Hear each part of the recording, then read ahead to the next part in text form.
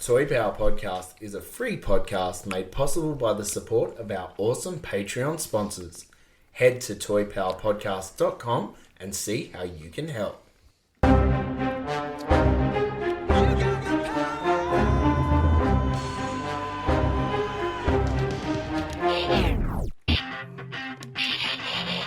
Oh yeah, business power.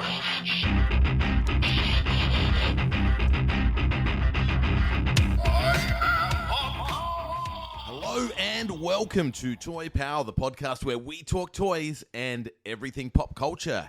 G'day, it's Trent here, or Hollywood. It's great to have your company today for episode 406. This week on the show, we have a quick, and Benno, you've got 1 minute to talk about Toy Power's 9th birthday, because strap in, everyone, as we hit a record amount of slides for the San Diego 2025 coverage. Joining me today in the Toy Power studio, we have... Come on. We have... Big Saxy. Big Saxy. Yeah, the biggest. The biggest Saxy there is. Yeah. We have the X-Pac. X Factor. X-Paco. Yeah, X Factor. I like that. And Scotty Too Hottie. This is me just doing the worm. That's my signature move. There we go. Just rolled off the tongue with those new nicknames. All right, Benno. Toy Power, we've got some photos coming out. Yes, we're doing the annual everyday photo of people's collections, large, small, whatever. I'll take it. I'll celebrate it. I'll share it on the Instagram and Facebook. We're celebrating 9 years of ongoing podcasting fun. So we started off on the 1st of August 2016, and what a massive, incredible milestone, and an awesome, massive thanks to everyone that listens to us and have followed us on this journey. It's just been so much fun. We do it just because we love toys and we love catching up and things, and even if we got 3 listeners out of this, that we'd still keep doing it. So thank you, everybody. This is just giving back to the community, sharing what people have behind closed doors and things, and just shouting out and celebrating everything that's toy related. So DM a picture to me or the podcast to get involved. Beautiful. So we've got about 20 in the chamber. We're up to about day 3 or 4 today. And locked and loaded. So beautiful. Yeah, it's really cool. I did love your post, Trent. Shout out to our fallen comrade Darren, of course. But it was literally 1st of August 2016. 16. Yep. Far 9 years. Is crazy. You listen back to that first episode. So I think someone suggested, I don't know if it was on the Discord, or someone just went, you should have we should all listen to that episode and then record our reactions to everything, be it the quality and the content and whatever. I was like, oh, it's an interesting idea. It isn't. I think that's great. I think it was BC Talk that might have suggested that, but a very interesting topic because it's Super 7 getting the Masters license. That's the very first thing we break down, and it would actually be good to go back and kind of see what, because it was really tell us what we're hoping for. Tell us what we think Super 7 might be able to bring to the table, and it'll be interesting to think what we put down and what actually came true, what happened, what didn't happen. It would be really, really interesting episode to revisit. So we might do that at some stage. Very good. All right. Okay, here we go. It's the biggest event in the toy calendar. You know what? We don't even have time for the little buzz thing. Let's just get straight into it. Oh yeah, No time. Let's get into it. Can I just preface it before we get onto it? Couple of things. We're not going to hit every single release that came out, so we've got a lot of slides. Got about 118 slides to get through, so we're going to certainly cover a lot of San Diego Comic-Con.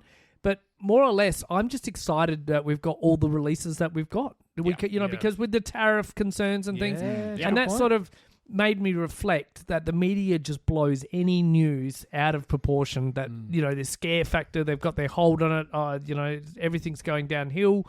I think there was, and we'll call it out later, but I think there's only one big company that's clearly suffered from the tariffs and things, and reflective of their poor attendance at the con.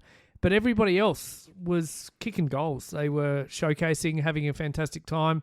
We've got, first up, we've got the movie Masters of the Universe and things, and it's exciting to see the toy industry is full steam ahead. Yep. Yeah. So I would agree with that. Yeah, have a look. We've got some images of the Power Sword. Mattel obviously had a big booth, and this is my first time seeing the Havoc stuff. And look at that. Havoc staff, it's so decrepit and deformed, the ram skull, and it's even got, like, it looks like the toy version, like the OG 1982 Skeletor Havoc staff, with a slight kind of curve at the top. Yep. But it's even got those rings kind of at the top as you get towards the base, but it just looks so demonic. Wonderful prop, and the power sword looks fantastic. Great to see that fully realised. I'm excited by what this could be. And we've got the title cards. They did this little trailer of all the different kind of languages and the Masters of the Universe logo popping up, and I like it. I think it looks great. This is a topic that we sort of bounced around. We're just like, what do you officially call this movie? You know, Ben, I think you were very firm on that. It had to have He-Man. Well, in the title. Darren was huge on the He-Man in the title. I kind of lean towards that, but I'm excited that it's Masters of the Universe. I think it's lends itself to intrigue, mystery.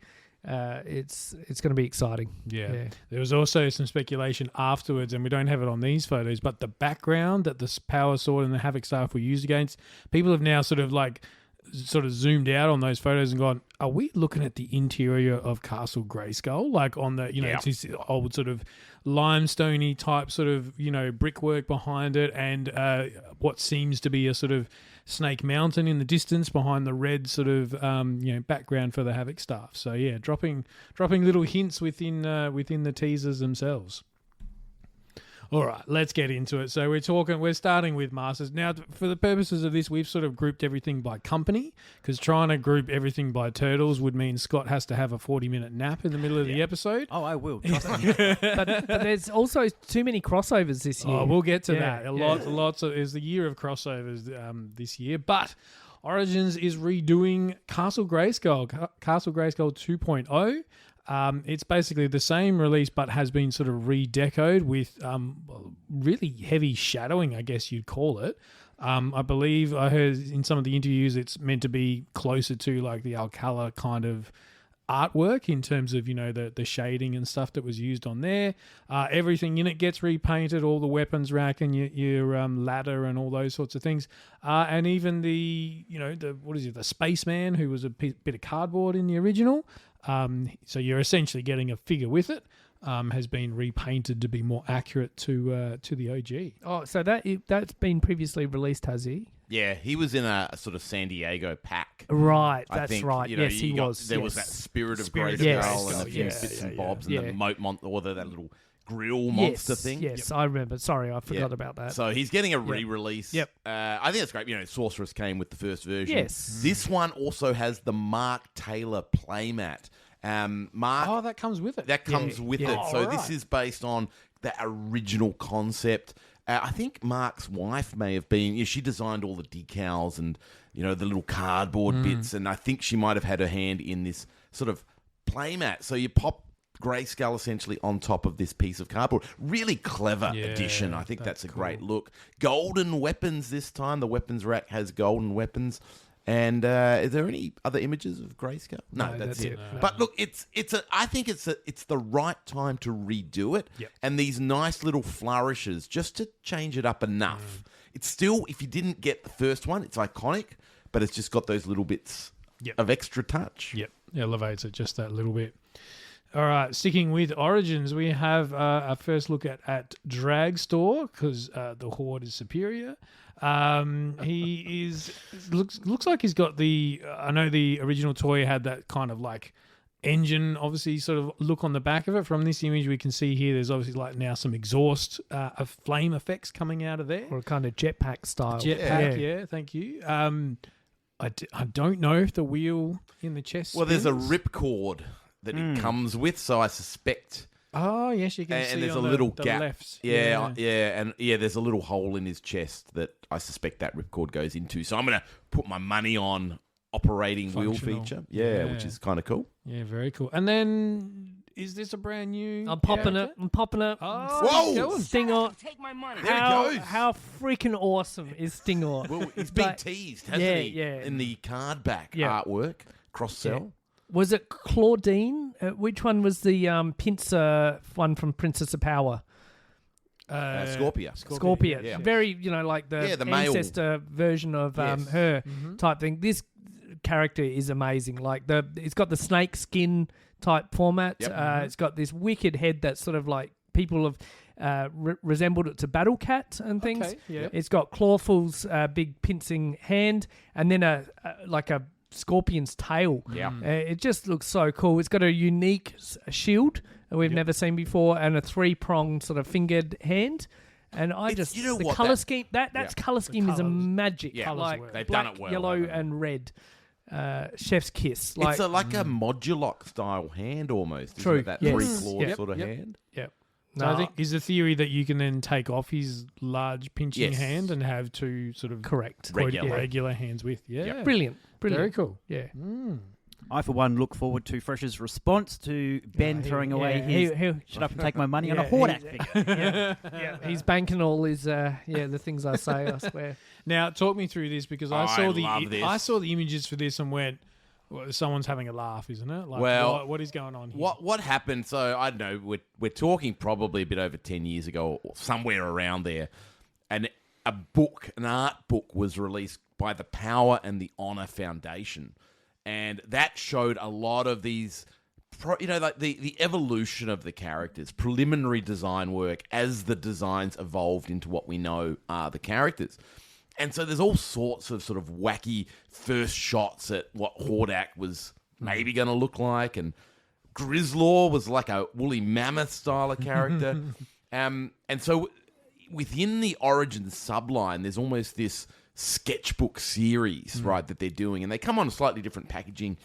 It's sort of a white box with sort of like sketches in the background, and they're going back to that all those sort of prototype designs. Now, Spycore, before he became the purple kind of hedgehog or sort of spike creature that we know, he was literally just a punk rock brown kind of hedgehog guy, and so they've turned that into a figure. Including a tail. This tail. Spike tail. That's awesome. In the image, the tail is actually just like very, very small. You can just sort of see it poking out there behind the leg. But they've made this tail into a huge part of the figure. And he's really wacky, isn't he? Like, he's like, doesn't have the color scheme of a Masters figure because they're very brown. But he's very sandy. looking. Yeah. I think it's also the face. Like Spycore does. If I think of Spycore, I don't think of him as being a spiky pig. No. Which is what this looks like. And again, this is true to the original sort of concept art. He's got the big pirate earring sort of loop going on. Dirty Uncle Mitch. which is an interesting touch. Like, it's different. He's still got the same sort of trident hand that sort of Spycore is famous for. But interesting.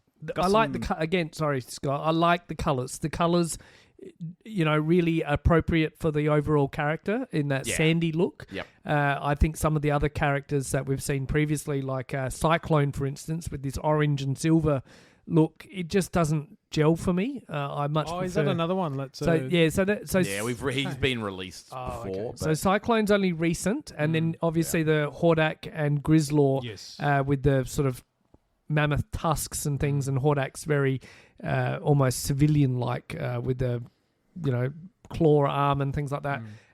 They're all part of this sketchbook series, and this one, Spycore, is the third one in the series. So. I just have to shout something out looking at this picture of Cyclone. We did our episode on Variant Schmariant last week, and I was complaining, where did this wacky red-armed and blue... Yeah, there it is. I mean, that could be one of the references. That's one of the influences. Where he came from. So. Yeah, right. Okay. Scott, all right. Sorry, Scott, did you have something to say? You were going to... Yeah, I was just going to say, Spycore reeks of Billy Idol from the 80s. He's welcome Billy Idol to Masters of the Universe. He's in. We've got him. It's a nice day for a weird Hell yeah, Spycore. absolutely. It needs a push button function where he says that. All right. Very good. Now, here's the big one. Literally. Origins Snake Lair 2.0. We're going to look at the evolution of this. I know, Ben, you've got some comments, but we've got a new version, right? They've thrown out the first version they put up. They've redone it. It's smaller. Have they? We'll have a look. We'll have a look. Yeah. We'll have a look at that. We'll compare it. Yes, this is closer to the original sketch, but it brings in elements, as we'll see. I want to touch on this. So it's a crowdfunding style, right? $300 US, right? It's an expensive. It's probably at the base level without the tiers. It's probably not much different to a Grayskull or a Snake Mountain. In terms of sheer amount of dimensions, it's not Eternia size. It's not Eternia. It's sort of Grayskull size if I can pick anything. There are tiers, so we're going to get potentially a number of figures, and there's a steed involved. And we'll talk a little bit about what's happened with this steed, this Chimera. But let's just go through the numbers. $300 USD. Oddly enough, now the conversion from Australian dollars to US dollars is sitting at about 60 cents. So you don't quite, if you're going to truly convert this, what do you get? You're probably going to get something around the 500-ish mark, maybe 520. You do the maths. No, I'm going to do it right. Here we go. So put it at 0.6, right? Keep talking. And it just doesn't. It just converts to a very, very expensive amount. $620 Australian. They're not even throwing in free postage, so you got to post it. So that's a weird conversion. At the current exchange rate, $300 US comes to $463. $463. Yeah, there you go. So it's really odd that it's $620. And then you've got postage. Someone's so 620's on the Mattel site, or where are you getting? $620. That's rough, right? man. That's someone's taking a cut. for on sure. exchange like that, and it's not just $20. It's sort of significant. $150. Early. Okay, so let's just go through it. There's different tiers. If you're an early backer, when do you have to back that by? Is it 14th of August is the close? August? Okay. Jeez, was it's for not far. early It's backers? not very far. 2 weeks. For the early backers. For the early backers. Right, sorry, okay. yes. You get a skeletal lady slither. So you get in early. This is a bit like with Eternia getting that King Grayskull. You had to kind of back in early. To get that figure, yeah. Okay. Then you've got tier 1, which is the steed, right? Now, has that moved? Has that changed? So what happened? Yeah. I think Steed was originally tier 3. Tier 3, yes. Right? Yeah. And there was they obviously fair bit of backlash and But it's such a big item. it is. To And put it people were 3. like, it's a big item, it's unique. Like, it's not like a repainted battle cat, for argument's sake. Yeah. This is a all new sculpting, all new tooling. And basically the fans pushed back to the point where Mattel said, do you know what? On the assumption this funds, everyone's getting a Chimera now. Yeah. So tier 3 basically disappears. Yeah, okay. And it's now included in the base package. In the base package. Okay, so tier 1, which makes sense. Look, if this was $150, I could understand that logic. At $300, you are paying for that Chimera. Oh, yeah. And some, right? Yep. Okay, and then I think we're talking tier 2. We've got this High Priest Pythonus, which again we've seen him floating around on some of the. Which is another new figure. New snake. Do we want to have a look and see what the actual? I think it's just over a 1,200. Oh, 17. 17. Yeah, okay. Okay. So still, as of this recording, still 26 odd days to go. Looking for 6,000 to get it made. It's 1,700 and change. So 28% of the way there. Yeah. Okay. So just 26 days remaining. It ends on August 29, 2025. And if you want to get that skeletal lady slither, you have to get in and back by the 14th of August. All right, let's do the comparison so we can just sort of see the evolution of this thing. All right. So there's the... Okay. So 2023, we had the fan vote contest. Yep. And it was the winner under a concept art image, right? And that image had snake face. It had...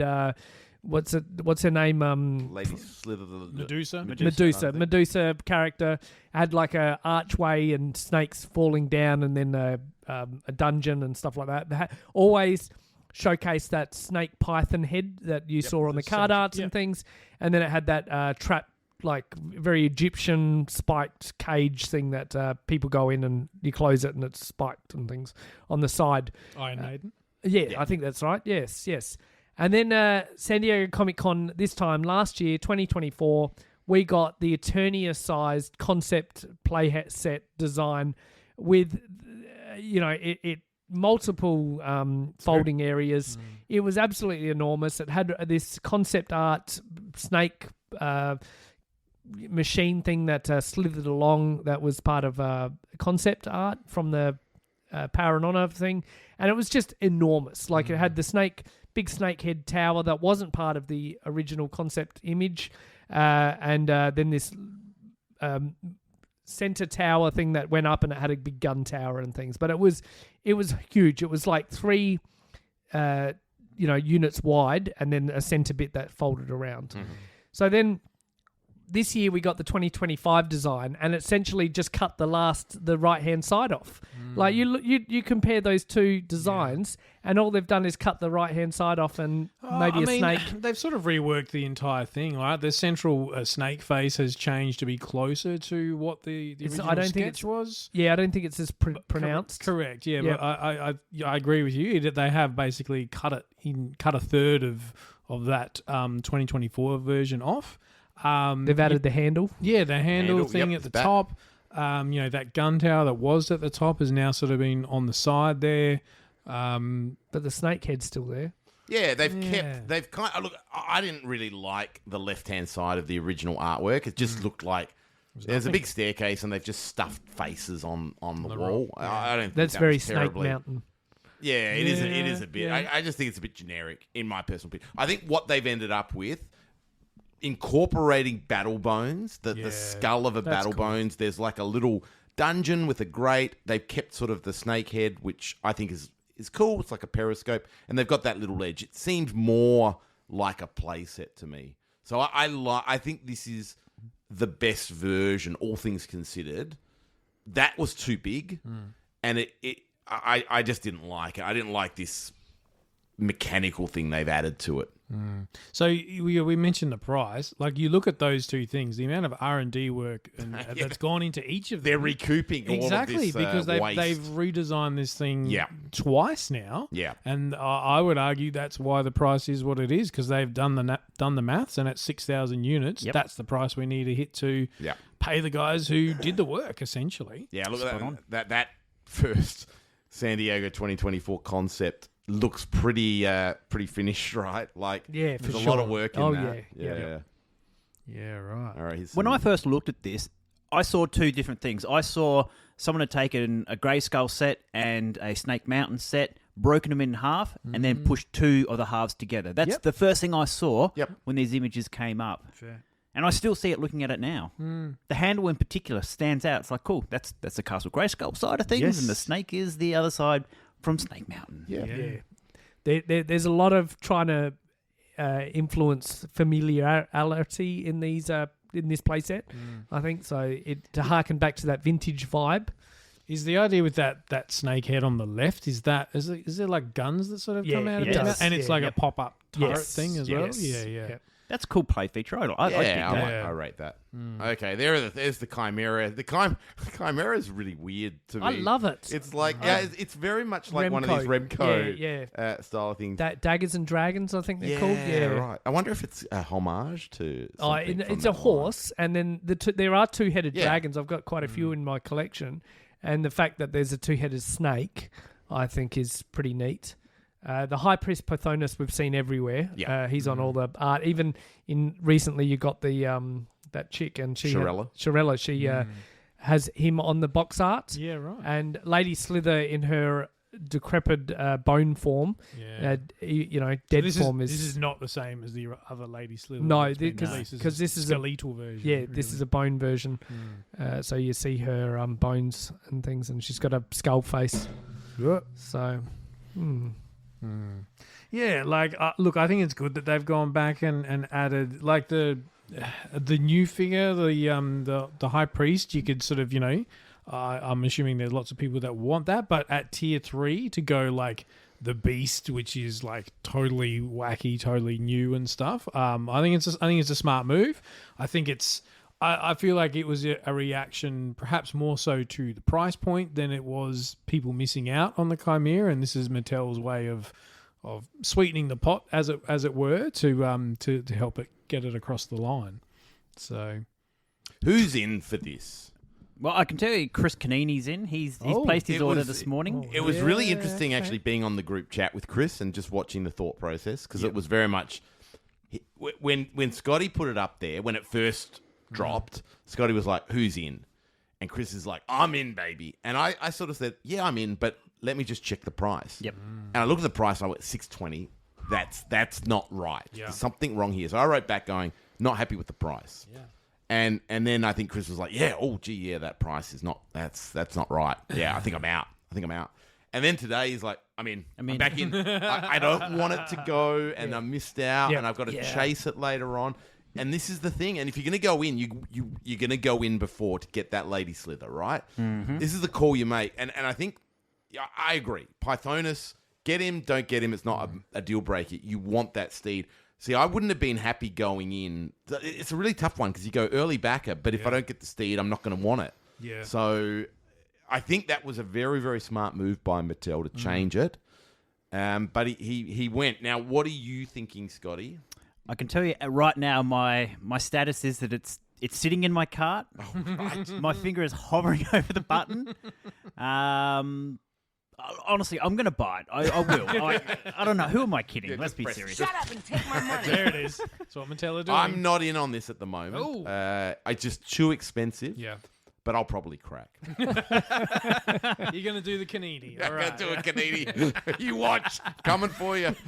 Now, Mr. Biggest snake fan as in the room. Yeah, as a massive Snake Man fan and things like that, I can easily pass on this. I don't have the room to put another playset. I don't have Snake Mountain from the Classics line. I'd probably want that one over something from Origins.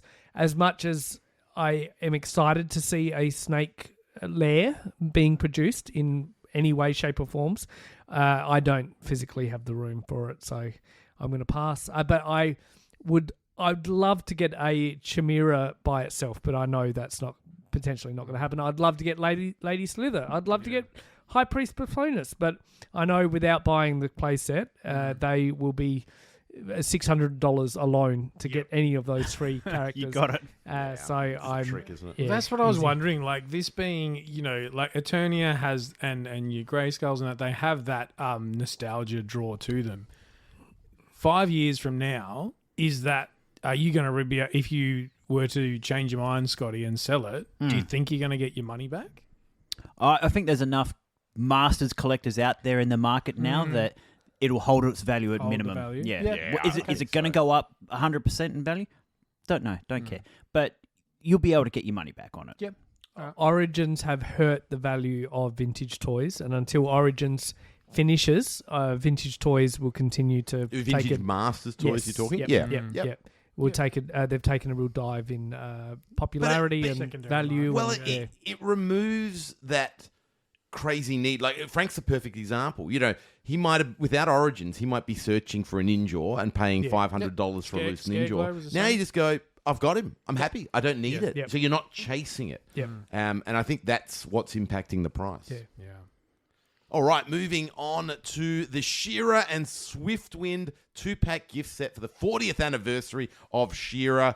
We all got a beautiful Swiftwind in the Masters Universe Classics line. Here he is in Origins, and boy, that is an incredible Swiftie. Look at the box, packaged with She-Ra holding the sword aloft. Swiftie's in mid-flight. There's some beautiful artwork in the background, and you turn the box around, and that artwork is sensational. Flying through the air with the Horde ships exploding in the background, the sword gleaming. What a work of art. Love this set. I think this is going to be fantastic. I think it's a 19 out of 19. Oh. Shut up and take my money. Yeah. This is into the collection, no doubt.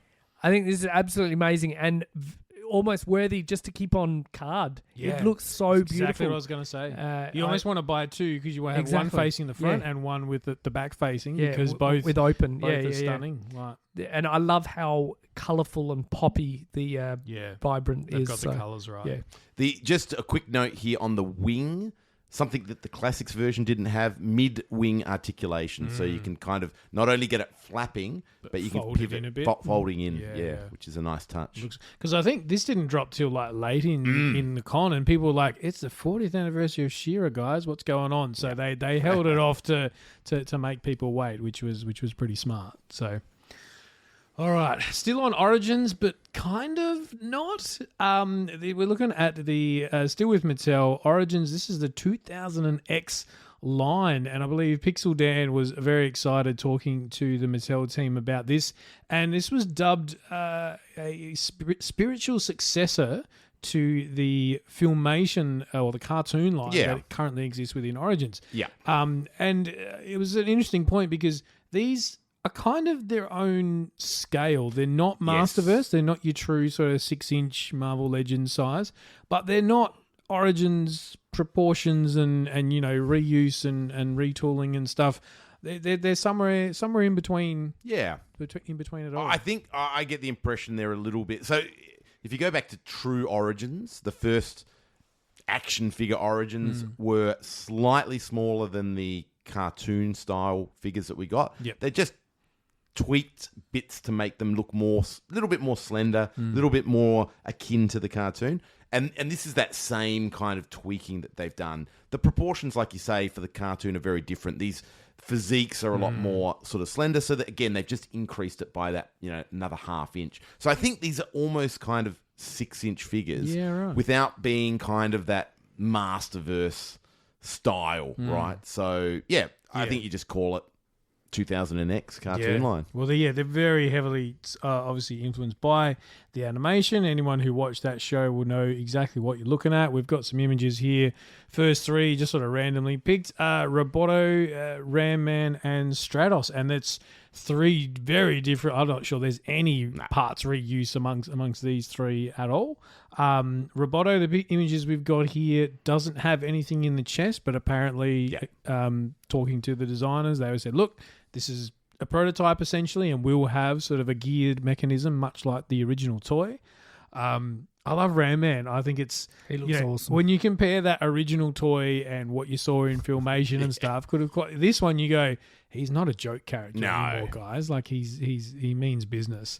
And the bearded Stratos is cool. He's got the handlebars for his wings that are almost like he's got these control rods that basically help him fly through the sky. What else we got here? Mossman. We've got Prince Adam with that weird sort of staff thing, scepter, I guess you'd call it, that he came with in the 2000X. Triclops as well, and these all look. As someone who loves that cartoon, bang on to the design. They're bang on. A big shout out to Mossman because for Horsemen line, they just did a repaint of Beastman. Looked nothing like never he got did. one. Yep. This is really that sort of first time. So Masterverse has kind of used that influence in some of their designs, but this is great to have a 2000X Mossman finally. And then we get the big two themselves, Skeletor and He-Man. Does He-Man look a little bit cross-eyed? Is that? Yeah, he does. But these are paint masters, so they're probably just pushed him out to get him. What do you think of Skeletor, Ben? Look, I can easily pass. When we get to Clawful, I mean, that's a deciding point to just skip this line altogether. But so I agree. Some of the characters look amazing. I think Skeletor looks cool. But his plain, just flat yellow face, it needs an extra couple of paint jobs. Even just on his teeth or something, they need to be coloured in. This toy line's now over 20 years old, so it's ripe for a resurge. So well done. I mean, here we have Evil Lynn on the screen. She looks absolutely fantastic. Crazy good, right? Yeah. I love that tone of purple. It's unique to her only. And you talk about paint apps. She's got beautiful paint apps, everything from her boots, her shin guards, right up to her corset and everything. Amazing. Man-at-Arms looks so cool. And then Zodak looks wicked. That's the dark-skinned Zodak. And isn't it incredible? Cool. Like the Evil Lynn sort of almost smirk, like the way they've captured the character and the expression. And Duncan, just brilliant. Yeah. We go over to here. What is that? See, what has happened to Clawful? That's where I'm like, nah. But Beastman, to this point, it's because Beastman, he's got this sort of one eye sort of shut and he's snarling, mouth is open, all the detail on the face. And then you get Clawful, and it's just like he's been shat out.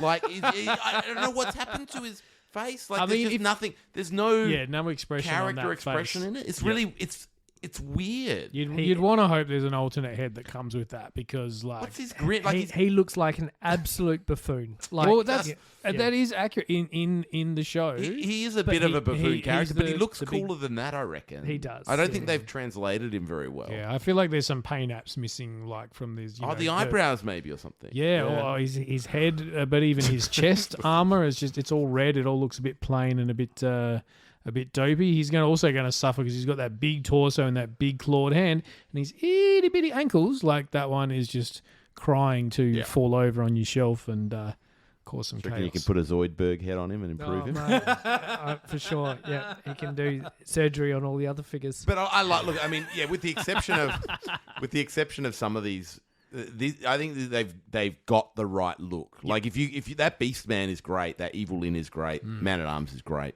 I think if I see these on the shelves, I'm going to be hard pressed to not pick them up. Like I had all the 2000X line is up there with what got me back into collecting at that time, and I had most of that line, and I do like the designs. It's just that the way that those figures came out with Mattel, having to shove action features into them, and then the later repaints and all that sort of jazz. And that they were very pre-posed, like McFarlane style. Yeah. But also, I just got to round it out by saying, well done for them to do different scales of all the characters. Yeah. Prince Adam is very tiny. He-Man is bigger. You see Beastman and Clawful. Even though I hate Clawful, they're huge characters. On the other side, Roboto and Ram Man are absolutely enormous. Yep. Like so cool. So respect where respect's due. Just Clawful is just hideous. Like and to what I said before, Skeletor needs a few extra paint jobs on his face. It's interesting because the Four Horsemen really pitched this line right back in the day, right? So they did what Scott Knightley always called sort of this, what was it, hyper detailed sort of sculpting. Yep. So they did the sculpting, then Mike Young did the animation, and they obviously you can't animate to that degree of detail, so they sort of gave it an animated look. And now it's gone sort of full circle. Now the toys are based on the animated look, which was based on the action figures that were created by the Four Horsemen. I think that's a really neat way to full circle it. Yep. And I think there's a lot of fans of the animation. So to have kind of more of an animated style, I think a lot of people will like this. It's got flat sort of paint colours, not a lot of shading and all that sort of stuff. Like I remember on the Beastman figure, it was Eric Treadaway who sculpted it, and he was talking about all the different hairs. He was sitting there for days sculpting each individual fur. Now it's just a flat figure, right? So it's gone that full circle. Because they were all 2-ups, weren't they? They were 2-ups. And then they scaled them down for the figures. Yep. So all those details are actually, at a larger scale. Yeah, right. All right. Masterverse. What am I looking at? Right. What is this? Now, please tell me that's an unfinished figure, because that... No, that's finished. Really? No, I think that's white? Keldor. That's Keldor. Yeah. With the white body, though? He's got a white body. Yeah, and I think it's a homage to the Prince Adam figure, where he wears a white, you put the pink vest over essentially like a white buck. Okay. Yeah. I think that's what it is. Is this an original look for Yes. Keldor? Like it's not from any sort of reference? There was a sort of comic book series that did some origin stories. So they went back and did this sort of the origin of Skeletor, and they told that.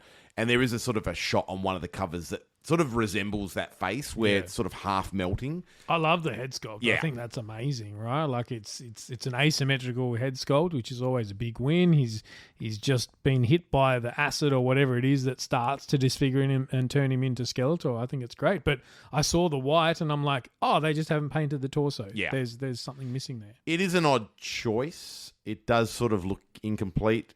The color choice, he's got sort of black pants. He's got the purple elements, and then he's got this green hood and cloak, and cape, which is an interesting choice. The green, it sort of doesn't.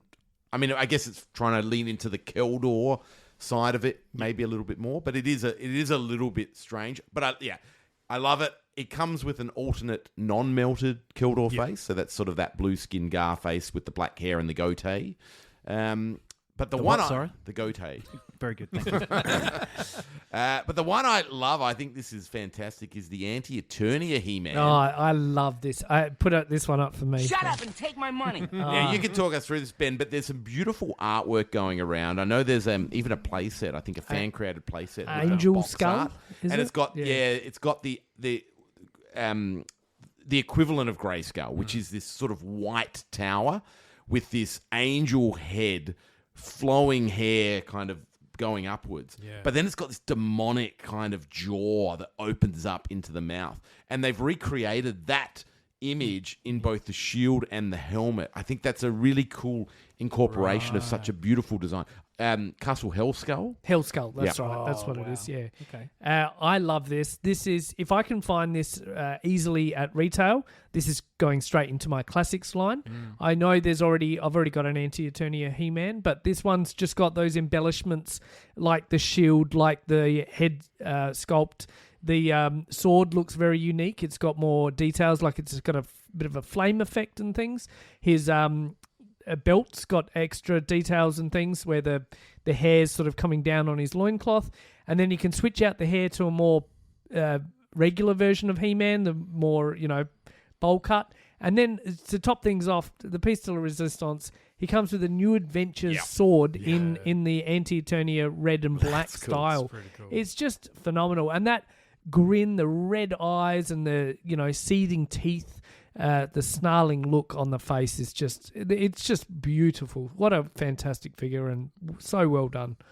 So Very cool. Oh, wow. Speaking of some other figures that are well done, I think Pixel Dan nearly had a heart attack when he saw one of his favourite figures, Mosquito, done in Masterverse, and he just, look at those eyes. Oh, it's so good. It's just everything about Masterverse is that thing, where it takes those classic designs and soups them up and puts them in that sort of larger scale. He's now got wings, which if he's a mosquito-based character, makes absolute perfect sense. Like a pinky purple translucent sort of wing. Yeah, and his gun looks like, is that like a whip gun? Like is that, or that's not a tail coming off the actual character, is it? No, I think it's that's a a whip. sucking of course. addition. Yeah. So and you can switch it out with the blade knife, as well. Yeah, cool.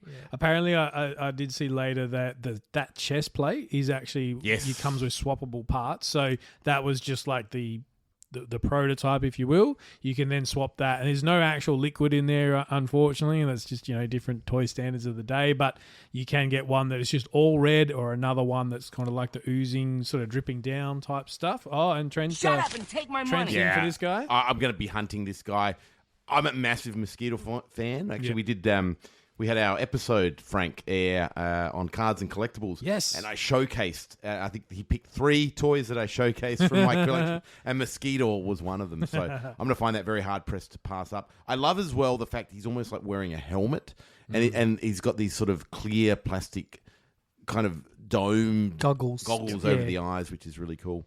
Speaking of which, man, Speaking of Tenor. eyes, far Speaking out. of eyes, they've put these crazy eyeballs into these plastic bubbles for his, and I mean, this is They make him look so realistic. It's scary. It is actually creepy looking the way Yep. those tendrils are popping out of his skull. They have to be articulated, right? You'd think Please so. tell me they're ball They'd joints have and to you be. can move the eyes around. Yeah. like be. that. I've got to say a bold statement. Every release of Mantenna since the original, so obviously the original is the original. Since then, 2000X, Classics to Origins, so forth and so forth.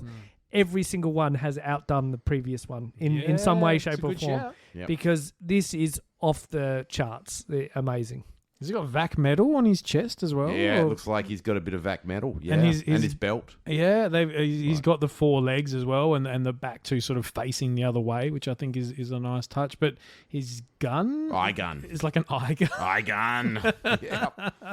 That's incredible. It looks like the eyes are interchangeable. If you Yeah. look to the side, there's a bunch of eye accessories. yes. I reckon you could take one of his eyeballs and put it in the end of the gun. I reckon That'd you're be right. that'd be pretty That's awesome. what it is. Yep. Oh, that would be crazy. And we've got a Masterverse version of Despara. She comes with 3 kind of heads in a way. Yeah. There's the kind of traditional looking Adora head, and it's got a sort of an Omi mask. It's sort of almost Yes, a bit Japanese yes. Yep. style in terms of that Despera, which is originally designed sort of to mimic Hordak, a sort of female Hordak. And then she's got a almost like a Force Captain helmet style of head with the red eyes, the black lips, and these kind of like a silver helmet with It's like baddies. wings. Yeah. I love that the one that's on the figure, the silver helmet. Like you just sit there and go, it's the red eyes and the black lips. Like if they just put that helmet with the same sort of, softer like Adora face, it's not. You just go, Not quite okay, right, but that head, you just go, that's the default head for mine. Yeah. Like I just think that's glorious. I reckon if you strip her down, take the breastplate off and things, put the Whoa, Adora whoa. thing. This is a kid's show, man. You've got an Adora. I which reckon is you're right. which is actually only the second time ever we've had an Adora figure in the Masters. I reckon you are spot on. Yeah. Very good. She's got and we get another version of Old Mate Dragstore, this time in Masterverse scale. And I love this edition. He's known for having the wheel in his chest that allows him to scoot around. But, physics is a thing, and now he has alternate hands that are literally wheels that allow him to, basically be a tricycle. What's that Return to Oz? Yeah. Wheelers. The Wheelers? The nightmare fuel from Return to Oz. Yeah, that's right, Dave. Watch out, Davey. He's coming for you. He's coming for that Broken Hill playground. Yeah, amen. He looks mad. Like he's one I had as a kid, and he got thrashed as far as you pull the ripcord, and he's all beaten up and paint chipped and whatever. He Burnt looks, through his nose. Yeah, That's right. yeah. He looks really, really cool. And there we go. Final couple. Mossman's getting an update. Again, he looks sort of very peaceful 2000X. with that 2000X. Yes. That's right. That's that design style. He's got his knife. He's got his. This is the evolution, right? When he used to just come with a club that they redid from Grayscale Weapons Rack or whatever. Now it's like a plant-based club with sort of spikes and leaves and stuff. It's really cool. A lot of detail on this guy. And a packaged version of that new Etheria Hordak, which I think we'd seen before, but he's very classic looking, but again, just amped up in terms of the detail. It was the new Etheria. I wasn't aware that was a subline as far, and given its 40th anniversary of She-Ra, they've got that sort of motif on there as well. Comes with giant wings. It's pretty he cool. does And too, a bat. 30 points of articulation. That's getting up there. Yeah. Like, so that's going to be Well, a pretty probably cool on the flyer, wings, I I reckon. imagine. Oh, yeah. There's 15 on each wing. Yeah. All right. Who put this slide in? I couldn't work. I didn't understand this slide, but So this is wave 2 of Right. the Masters of the Universe Classics Cross Thundercats. Right. So to me, the swan song for Master Universe versus Ninja Turtles is done. Yep. It's finished. The Skelly Shredder released Right, was the the San last Diego one. was the last one. That was the definitive to say goodbye, thank you very much. You reckon that's confirmed, or that's just Well, you're calling it? I'm calling it calling because it. there's no other slides saying that the line's continuing. Sure. So now they're putting all their focus on Thundercats and something else we'll talk about later. But Masters versus Thundercats Wave 2. So this is... But this is where I'm confused because I've got this Lino figure from 2025, and where it says 2026, I've got that it's got interchangeable. The one I've got that I bought off the pegs has interchangeable parts. Are and they it's the same that figure. colours? Well, I think so. Yeah, Okay. it looks.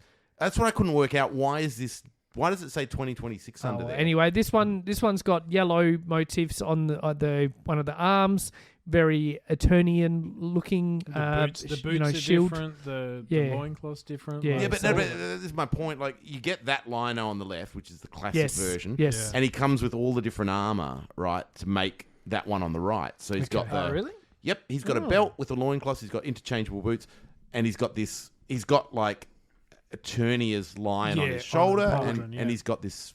That's why I couldn't work out why that was different. Maybe it's just the colour Could be scheme. colours. Yeah. Yeah. No, he comes with a new hat. Yeah, maybe that's all it is. Got Yeah. a new hat. And then we've got Panthro next. Have you got this one, Trent? Or No, he's different? part of... Okay. He's meant to be part of Wave 2, I think. Right. He's So this one looks very much more armoured up and things. It's very cross with Man at Arms. So he's got the bit at the top where the chest is. He's got shields on one arm and shields on one leg, and he's got a sort of ball and Tommy knocker thing that comes off extension of his arm, and that can be interchanged with his shield and the sort of nunchucks that he has. So he looks pretty cool. I mean, like, you imagine having a pair of nunchucks, and on one of the ends, putting a battle axe. Mate, You would kill yourself in like 5 seconds. did with we this not thing. establish Panthro as our ultimate Swiss Army knife? The guy can do no wrong. He can do it all. Jeez. He's the only one in the galaxy who could like handle that weapon and not kill himself. While driving and leading the team. right. And exactly. And fixing the yeah, Thunder Tank all at the same That's right. time. Yeah. Yeah, this is cool. Now, this is another one. This is I'm going massive Shut up and tonight. take my money. This is going big. Panther Man. So a few while ago we got That's way one, yeah. we got Battle Cat Man or whatever you call him, and now we've got the Yin to the Yang. We've got Panther Man, obviously all in purple. He's got green highlights. He's got Terraclaw's Skeletor arms. He's got that sort of bat emblem, not Horde, but bat emblem like Skeletor has, and he's got a sort of a helmeted head mask that I'm sure is removable. But I've got Battle Cat Man already, and I need the Yin to the Yang. I want Panther Man. I think that's so cool. Like So- it's a straight up repaint. Like there's not even like the ram's head sort of motif we've Probably seen not. with Panther. But I don't mind it. No. Like No. it Yep. looks like a totally different figure. yes. And it pops. Yep. Yeah. Okay. Now, speaking of things that pop, question mark. We mentioned there's a number of crossovers happening. Here's another one: Mattel and Hasbro joining forces with Masters crossing over with Transformers. Now, this to me feels a bit like when we heard the concept that Turtles were crossing over with Masters. We were like, ooh. Then you see the first images and you're like, ha ha ha. It's not what we probably all pictured in our head. So there's only 2 figures that have been shown so far. And the basic concept of this is taking a Masters figure and giving them armor that essentially resembles a famous Transformer. Yeah. So we get Skeletor with his or what they're calling Megatron armor Skeletor. To me, Thoughts? this feels like Skeletor's come along, Megatron's been exploded and demolished in the battlefield, and Skeletor has picked up him and used him as armor. Yeah. It doesn't look like a proper cross of the two properties. Agreed. It looks like Skeletor's just put Wearing on. Megatron. Yeah. Yeah. Look, these are fun. I think these, if you don't take this too seriously, I think it's a fun figure. The colors are really cool on Skeletor. We've got the blue of the Skeletor with the greys and the sort of different tones of purple. And we've got some really cool translucent weaponry there as well. You know, harkening back to kind of the Energy mace. energy and mace things. that Yeah, they use. and Yeah. the big energy cannon that Megatron has. I do like how you can take the cannon part, and that's meant to be this. You can form the Havoc staff, like as per Skeletor. Yeah. Or you can then sort of take it apart, reassemble it, so that you've then got this giant ram's head that has the fusion cannon coming out of it. I think that's a really transforming element. cool, exactly. It's a really cool. It's an action master. Yeah. It's a really cool design. These are not the greatest figures ever, right? They haven't quite nailed. Like you say, it's a bit like you mash two things together, and it's not quite. It's not as cool as maybe could be in your head, but it's fun. I think it's fun, and I think they work. I've already got. Can I these. shoot you down? You're already done. You can, shoot away. $55 each. Were they? I think they were 50 Australian. 50. Well, that's yeah. $50, man. That's a bit expensive in my opinion. It but- is For an Origins figure. It is, but You're paying for 2 licenses. look, True. Yeah. the Battle Cat Man. I went into Toy World, yeah. and these Thundercats crossover figures, $25 Australian, right? You're right. Off the shelf, Toy World prices. Beautiful. So that if they were in Kmart, they'd be $20. Yep. You go on you go to Pop Culture where you want to get Battle Cat Man, $50. Right, okay. Double. Yeah. Double the Yeah. expensive price. This is the cost of buying figures in Australia. So from that perspective, are these the same as Battle Cat Man? I think so. They've got really nice box. Is $50 too expensive? Indeed it is. Yeah. But it's almost like we've been we've been Programmed. sort of programmed to think this is okay. Yeah, look, the other one we see here is Bumblebee Armor Man-at-Arms. Kind of the same thing. I did like the fact that this wasn't, He-Man / Optimus Prime as the other figure revealed. So it's nice to get something a little different. You get Duncan with he's got the Bumblebee horns going. He's got a shield which can then turn into the Energon blades, which has kind of become a bit of a Bumblebee thing in recent years. But you still know it's Duncan. He's got armor on one arm, one leg. He's got that sort of chest visor, if you want to call it that he's known for. But it's unmistakably Bumblebee in the yellow Autobot logo on the front. I don't mind this one. This one works a bit more, for my opinion, than the Megatron one does, and a removable faceplate, which I think is really neat. Would it have been better to be Man-at-Arms versus Brawn? For hardcore people, Yes, for hardcore fans. But for anyone, there would be so many people who just go, "What's a Brawn?" What is it? Okay. What is Well, it? This is Bumblebee, right? But Everyone knows Bumblebee. If the That's line why they has did it. legs, it needs to go down the avenue of Brawn. And Well, then it's you a know, simple repaint, Okay. like in wave Yeah. 3 or 4. Really, snake armor.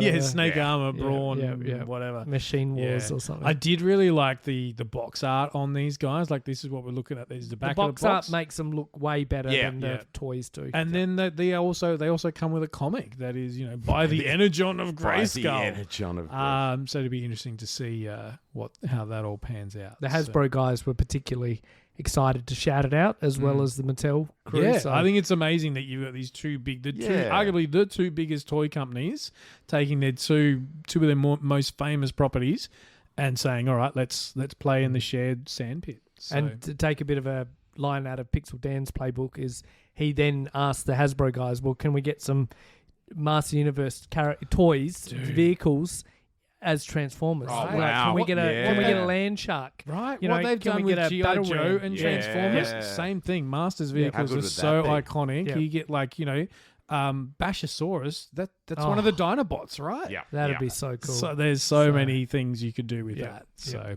we'll see what happens.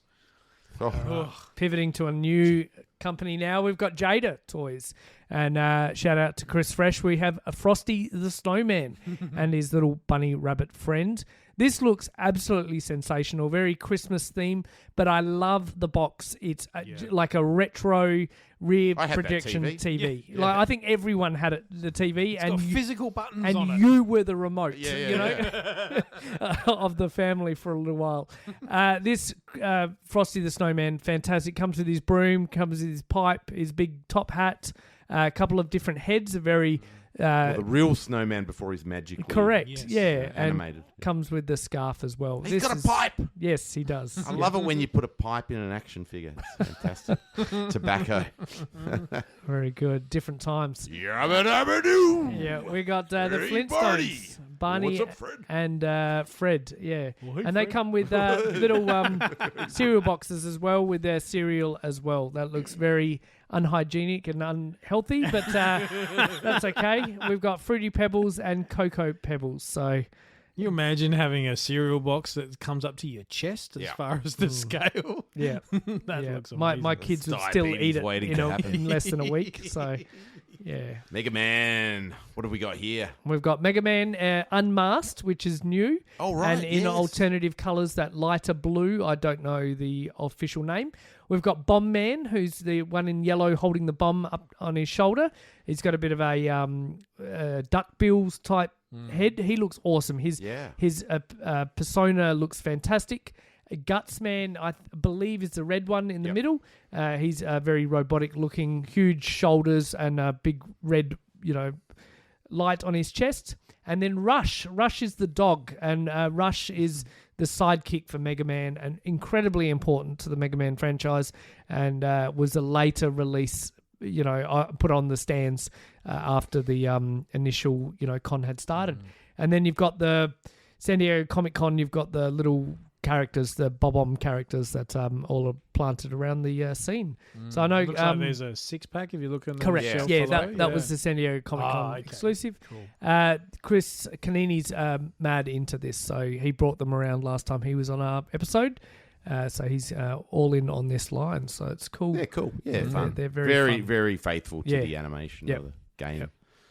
All right. More news from Jada now, and I wasn't expecting this, to be honest, but we got the I think we've seen images potentially of Zangief and T-Hawk, but the new reveals was the Alpha, Street Fighter Alpha 3. There's a Ryu from that. He's coming out in 2026, and they've showed him as a comparison against the 2023 first version of Ryu.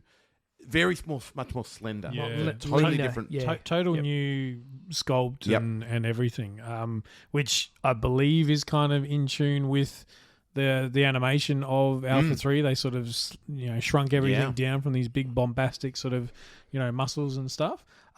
Look, it's a really smart way to continue the line because otherwise, Well, they're done, aren't they, pretty much? Yeah, exactly. As far as the Street Fighter 2 and Ultra, they're kind of, or the final challenges or whatever it's called.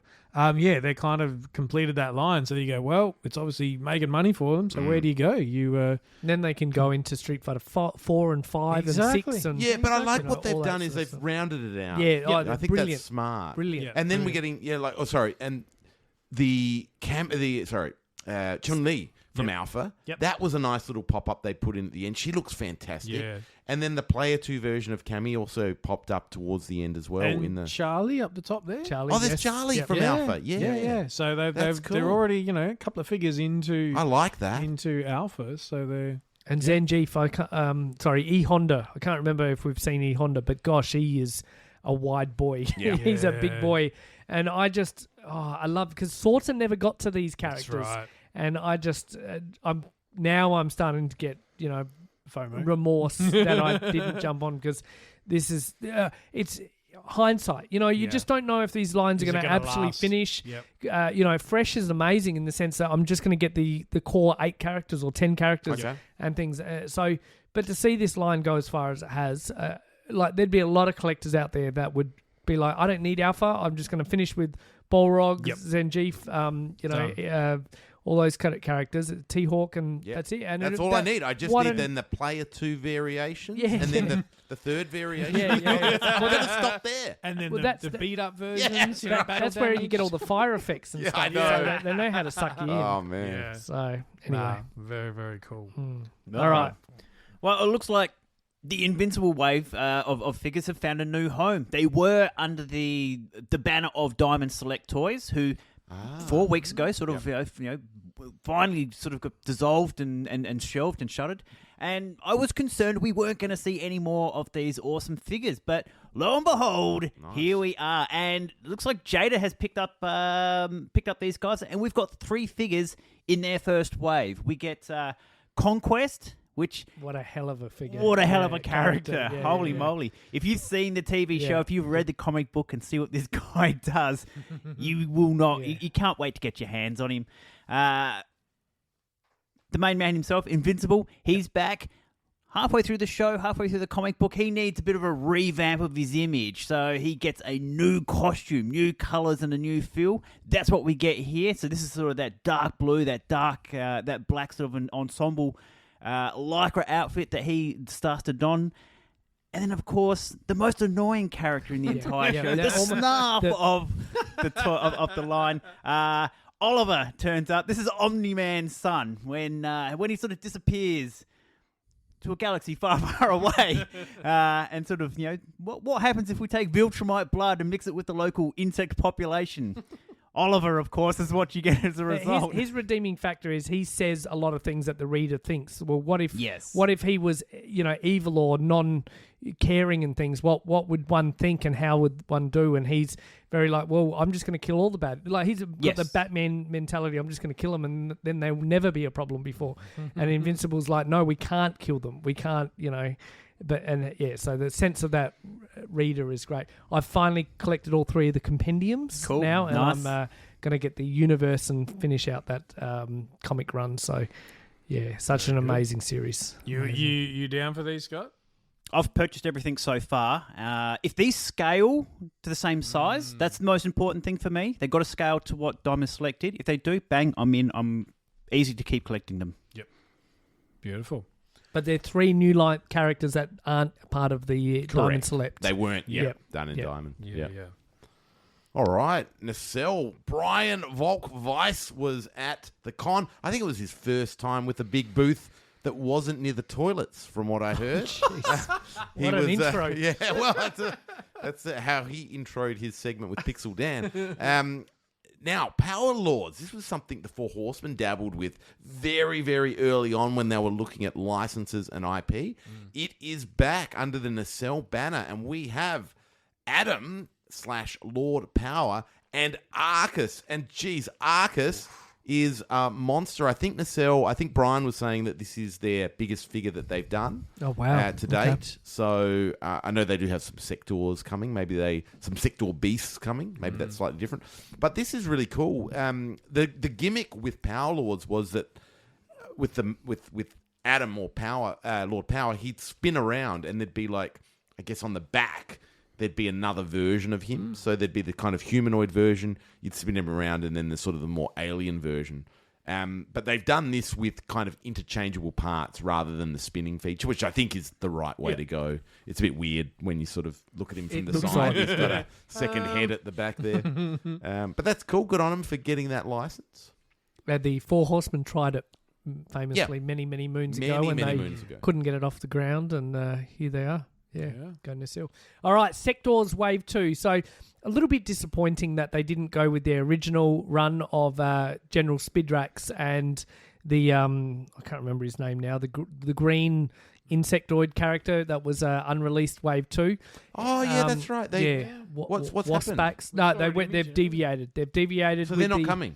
No, General Spidrax is out. Yeah. Is being released, but the Waspbacks, or whatever his name was, the green character, they've slotted in the two beasts instead instead of that. So the two beasts we're talking about are Spiderfly and Dragonfly, and of course Spiderfly is part of General Spidrax's ride, and the Dragonfly is Prince Dargon's ride. So Prince Dargon was Wave 1, and crazy enough, these beasts actually feature the mechanical wing flapping effects that I know no one's original ones work. Like they had a time life and they just shut themselves. Do not work anymore. So these ones are going to last a bit longer, obviously. And to make a point of difference, their eyes light up. That is incredible. Get out. Yeah, so these beasts' eyes light up, and that I think is going to be super cool. The prices on these are really good. Yeah. It's nuts. Oh, I don't know how something like this is made, and then a snake lair from a larger company has $300. Like seriously. And these have got the rooted hair, just like the they original do. ones. As well. These are phenomenally designed, and I don't know how. With working electronics and lights. Yep. Like, just to go through it, the Dragonfly is $39.99 USD, and Spidrax $25. Yep. Yep. And then you can... Yeah, Spidrax is the figure, right? Oh, the figure, sorry. Yeah. So the other beast is $39. The beast are 40 US. Yeah. That's incredible. It's still good. Incredible value. $40 USD is a pretty darn good price for a mechanical operated beast, I think. These are pretty large beasts as well. So, and also what's so cool as well done, Nacelle, you can actually get replacement wings for your original toy lines, because these things are wafer thin. You look at them too much and they dissolve in your right in front of you. These wings are compatible with your original I believe so. So they're re-releasing them for the vintage collectors. Wow. And good on them. That's what, chef's kiss. I mean, we know Brian is just like a massive fan himself, and this is the attention to detail you bring. Yeah. He knows the trials and tribulations of the original line, so why not, throw a collector's bone? Ben. No, I've got this original line until they start releasing Wave 2. Take my money. Bring it on. Trent's on. I think this is just fantastic. It's a great way to get... And the boxes. Yeah. The boxes are very authentic to the original. Obviously, they don't have the character sitting on the back, but what a great way to get some representation. I did not think for a minute Nacelle were going to do the beast. I thought we're going to get a couple of figures. That would be it. Good on them for doing it. I hope this is a massive success. That looks really, really cool. If you want a comparison price wise, when Origin put out the flocked Battle Cat, sorry, the flocked Panther. Yes. Okay, limited exclusive. That was $40 USD. Okay, and that's like a 5 POE fancy flocked, animal. Released at retail stores as well. This is probably internet-only website deals. Mm-hmm. So to get something as awesome as that with real fur, electronics, light-up eyes, that's a kick-ass toy line. That is actual proper value for money if you're a collector. I agree. I haven't seen anything yet so far in what we've gone through or what comes later in the slide that's better value for money than what those toys are. Agreed. Who put this on here?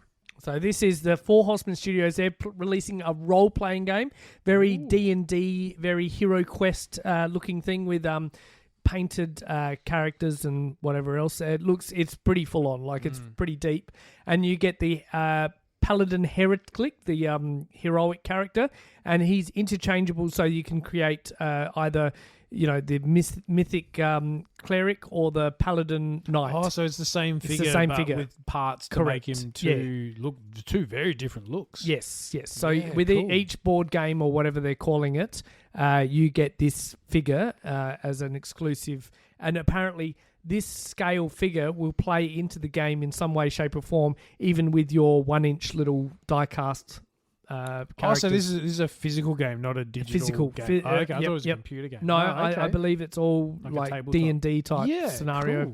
Cool. Really pushing getting people together and playing and in stuff. So Yeah. and this, I don't know. Can I?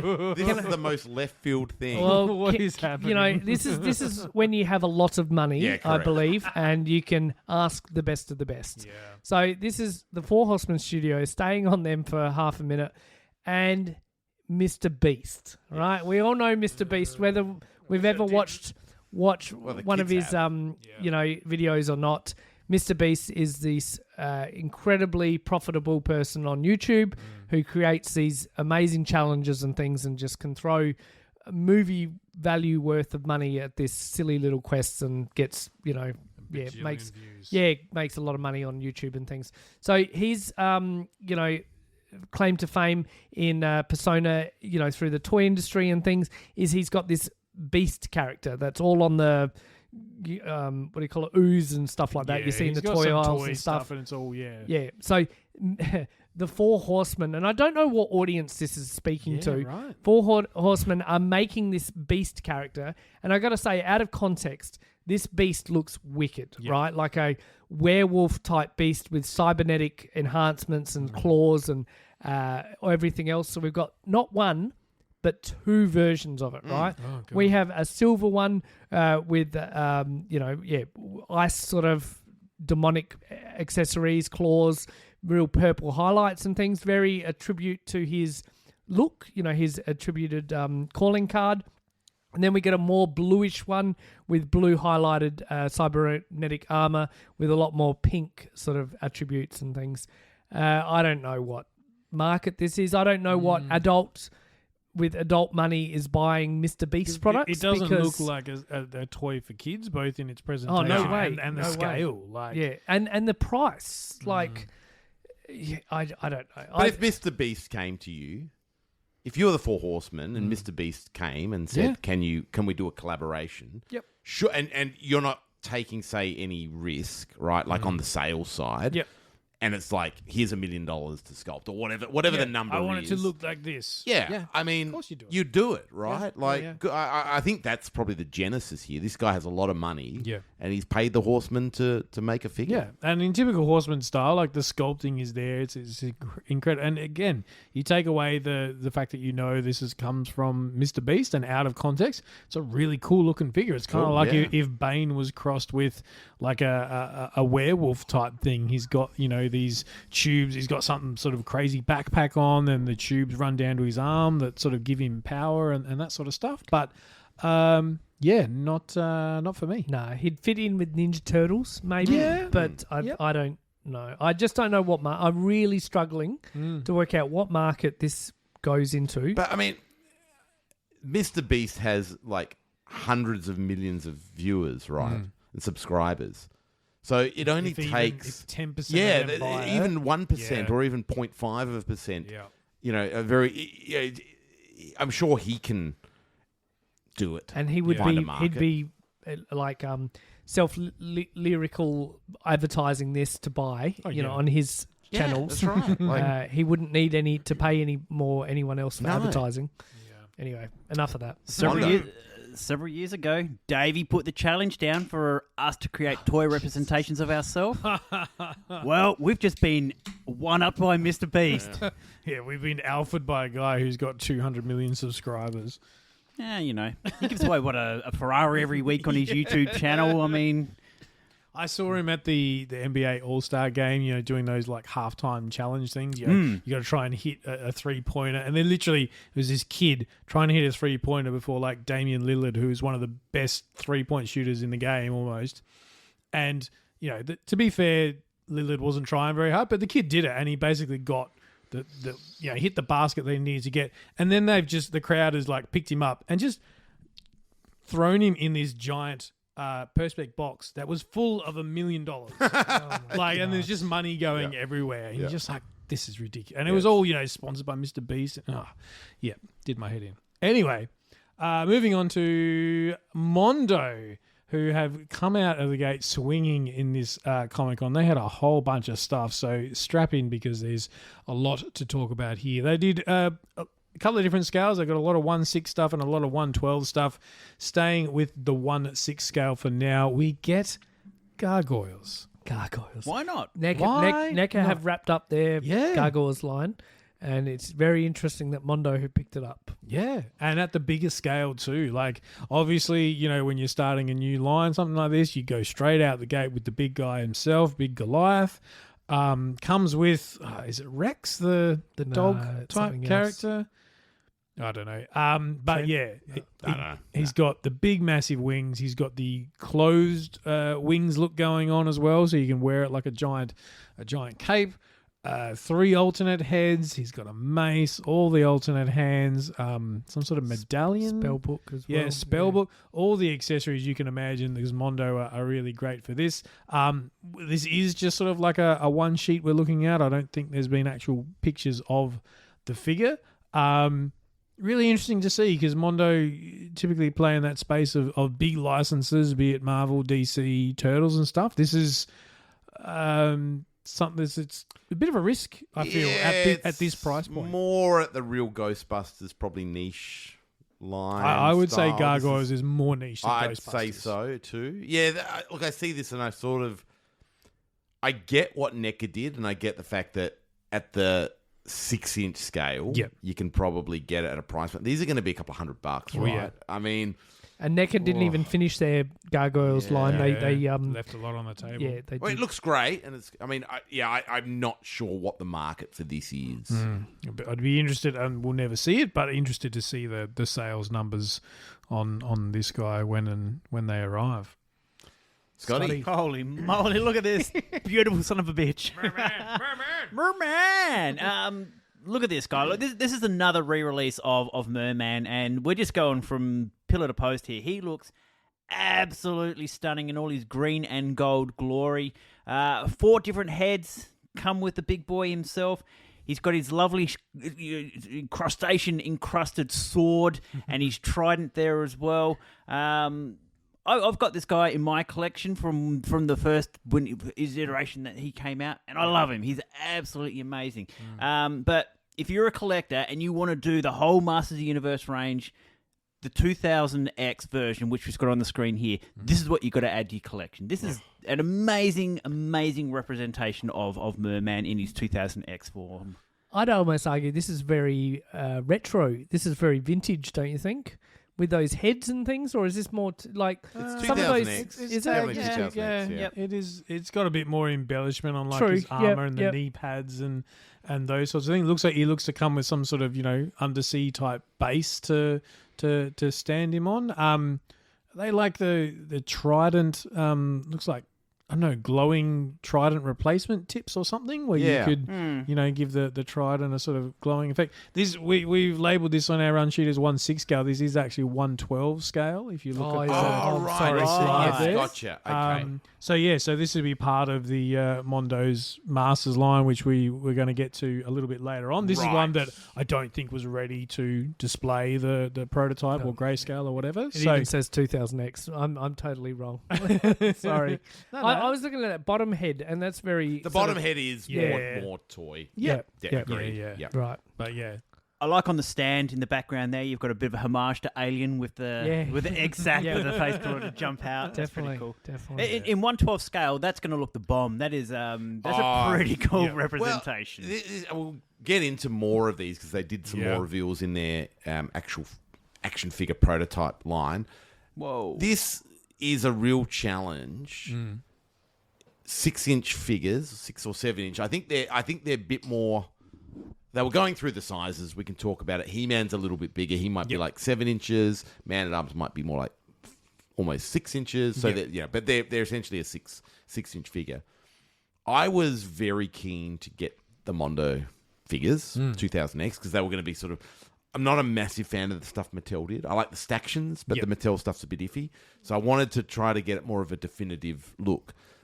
But with what Mattel's doing, and so I've got to see the pricing on this stuff. Yeah. I think Mattel is going to take my money. No, you can't. You can't look at what we're about No, I to see know, in Mondo, and then They're not. No, they're not. I'm not saying they're. So this is my point. Yeah. I'm not a massive fan of the Mattel stuff, the 2002 Mattel stuff. Yep. So Oh, I want okay, the to get original something new. I want to get an Right, update. right. To get that sort of taste So out of my you would mouth. sooner take what we've already talked about, the Mattel Potentially 2000X to be my Mattel, to be kind of my to be that updated line over representation. this. Now, Okay. one of the look, I don't think the Mattel ones aren't better. Clear, right? These are better. but if they're But $200 each, correct. If, yeah. if it's $20 versus $200, Yeah. and the real Ghostbusters figures, I know there's some weird licensing, Licensing, stuff going on there that's factoring into the price, but these are not going to be cheap. Yep. You're not going to get any change out of $100 Australian. Well, I you can got guarantee you. what we're about to see. You got bases and things like that Sure. as well, and that's But all I don't gonna- need those. I mean, No, that that's doesn't right. really add much to me. But it's personally. adding to the cost. Yeah. though. Yeah. Yep. All right, here we go. Triclops. So this is Triclops. Not really. This is part of their 1/6 scale. So this is where they take what you know about the figure. It's not designed to look like any particular iteration of the character. This is Mondo doing Triclops the way Mondo want to do figures in that 1/6 scale. So he's going to go with all the other ones we've seen from them. Obviously He-Man, Skeletor, Beastman, all the rest of them. Again, just some pictures on a slide. We haven't seen the actual figure and stuff, but it's got those sort of Mondo embellishments in all of his armor and stuff. Obviously, alternate heads because you really have to with a guy like Triclops. I love that screaming head. Yeah. I'm going to assume the mask would rotate. I'm sure it would. Yeah, That'd be an easy. You'd think so. Yeah, easy But option. each head has a different eye. yeah, it does. So- It But does. that You'd have to. You'd have to. Yeah. Yeah. He comes with two swords that I really like. One that is molded very closely after the original toy, and another one that seems a little bit more generic. I've seen that sword It does before. look familiar. We've but got that in the classics. Yeah, Ah, I can't that's his remember. Maybe it classic came with sword, maybe. Blade or it came Yep. with him, or I can't remember. And it now. comes with his, was it Doombot or whatever Yeah. that little flying thing is? That's Flying. very much a 2000X creation or add-on. So that's a pretty cool addition to The drone. To the drone, yeah. Holy crap. Holy Up crap. next is the 1/6 scale, She-Ra and Swiftwind. And oh my God, she This is the best thing I've ever gorgeous. seen in my life. It's so good. amazing. Yeah. It's so beautiful. I mean, it's obviously a Paint Master prototype, but the face is just incredible. Yeah. You'd be struggling to choose which head because they all just look so gorgeous. And apparently, the bubble wand actually works. Yeah. If you put bubble, you can actually blow bubbles out of it and things. Yeah. And you can strip her down to make her more look, traditional in her regular outfit, or dress her up to have that purple. So this is outfit. like the He-Man release where if you got it, Yes. you could go Thunder Punch, you could go Battle Armor, Yeah. or just Vanilla. They've done the same thing for She-Ra with obviously regular She-Ra. What is it? Bubble Power. and And there's a third one, but she's got arms outstretched, and that's not pictured here. Starburst or whatever it is. something. Yeah. But like that alternate head down the bottom right there with the hair sort of splayed Yeah. out, that is like transformation sequence holding the sword It is, aloft. isn't it? And it just like she's got that serious like, hey, something's about to go down look. Without it coming across as awkward and stilted or anything like that. It's a very focused look. Yeah. But I like the top right one with the snarly look. That's and her headdress is clear. Yes, as well, instead of being pink. Like, I mean, it's brilliant. And all the accessories. There's a lookie. There's a cow, evil cow, and that little pony thing. Yeah, and you get different swords. You get the original silver sword, and then the more toy accurate sword, which is gold as well. Yeah. Classic head for Swifty, as well as a more embellished mask head. And I think I saw something about Lookie, like he's like a random pack in, so it's like one in every 4 of these comes with, like, you're not guaranteed to get. You got to find him, dude. in it, which sort of plays into the character. I'd be pretty annoyed if I didn't get it. Paying that much, it does make you exactly like, I get it, like it fits the character, but like, oh my god, it's would hurt a little bit. And oh my god, there's just the amount of there you go. You get the original outfit and the breastplate that has the different look of her, twirling flower. A very, very toy accurate look. You've got the mask that can sit on top, or it can flip down, so it sort of covers her eyes. Oh, 1, 2, yes. Is it that? Okay, I mean, Lukey is pictured there with the horse. That was just something I saw. Okay. I saw written. It'd be weird if you didn't get him.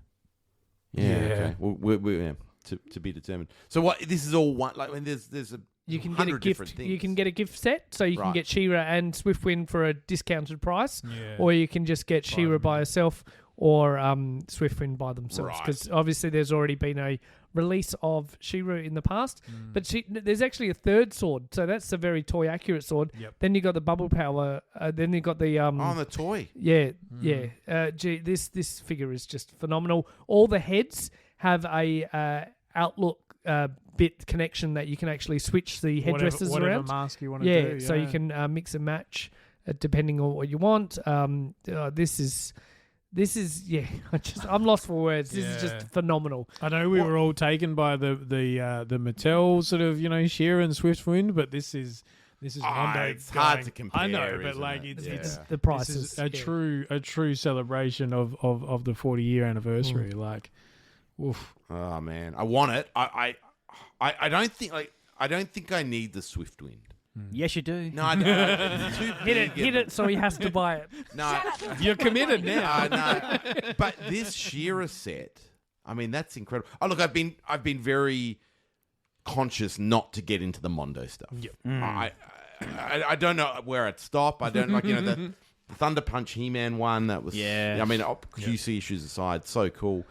Merman, all that stuff is amazing. Where do you stop? Maybe you could just get it like the She-Ra. Well, you could just get He-Man, Skeletor, She-Ra, maybe a Hordak, and call it, and King Hiss, of course. Have you met us as collectors? Stopping is not something we do very well. That's why, that's the reluctance to start on one of these. Because every time I see, even like X-Men, Mondo put out a brilliant X-Men figure or a Batman animated figure, and it's just like, can't stop at one. I can't get into this. Once you pop. Yeah, it's just it's too much. I've got to say, I'm glad my wife does not listen to this to the podcast, because if she saw that, I'd be in all sorts of trouble. Like the horse on its own, Swift on its own, is an amazing representation of a horse, and she loves horses. Yeah. 100% that'd be in the collection. Right. Whether I want it or not. You can go into her toy room then. Yes. Two toy rooms. Look we found a loophole. All right, 2000X He-Man from Mondo. This is again in that, we'll call it 6-inch scale, but obviously there's size differential in here. We had seen previously the He-Man and the Clawful. Now we're seeing grayscale versions, unpainted prototypes of Skeletor and Man-at-Arms. This is Clawful done right. Yeah. He-Man, just a few points of note. He-Man does actually have real fur loincloth, even at that sort of 6-7 inch scale, same as Man-at-Arms. Skeletor has a, I believe, removable face. Yep. And there's no neck. So what did he? The ball joint rather than at the base of the neck is at the back of the skull, so that the head is floating, which is very much what the animation made it look like. And now, so Ben, we talked about obviously it's not painted.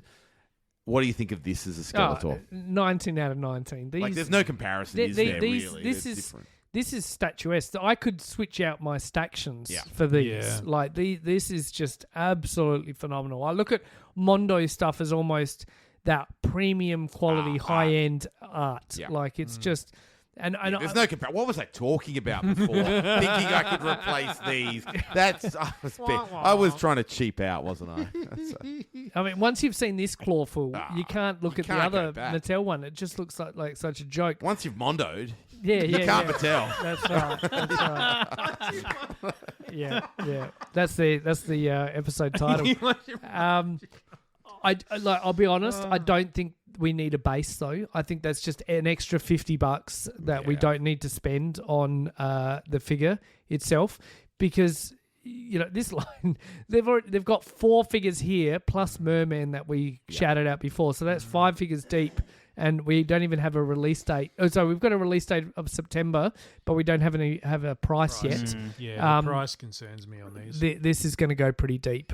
So because you're right, like to your point, Trent, I love the 2000X stuff, and I'd like a representation, but for the price of one of these guys, you could get half of that Mattel line. That's the question, isn't that it? That is a conundrum. Yeah. Yeah. Oh, see here. I just want that Chitara.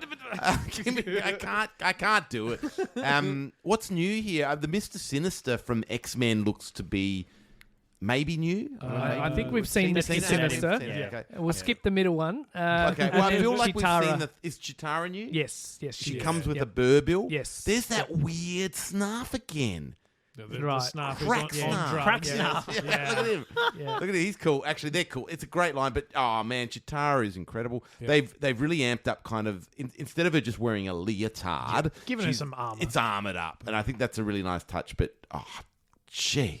She looks absolutely the gorgeous. face does that for me, right? Yeah. You just sit there and go, they've made what in isolation is a kind of goofy looking character in terms of her style of fashion sense, I guess. Well, They've made her look cool. Yeah. In the cartoon and things, it looked like she's just wearing a swimsuit. But this Yeah, looks yeah. more like armorized. She's ready and to go. yeah.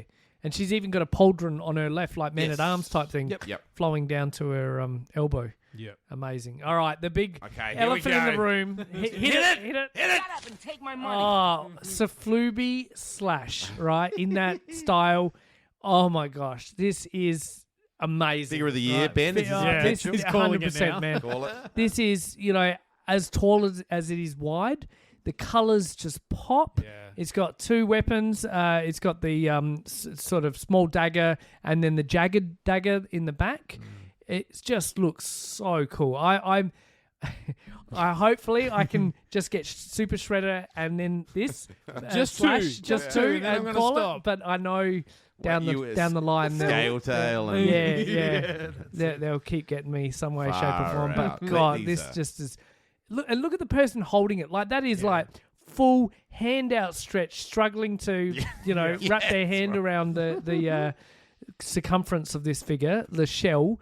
It looks just phenomenal. And Fresh is like, nah, I can easily pass. I'm like, bro, Nah. you're gonna change your mind. Like, Look at it's the grin as well. Yeah, right? It's yeah. insane. Like the other Turtles ones they've done have had similar sort of I guess over large smiles. Yes. But this one with the crooked yellow teeth, the one yellow eye Yep. that's sort of expanded larger than the other one. They've taken everything that the little skulls on the belt that he's got.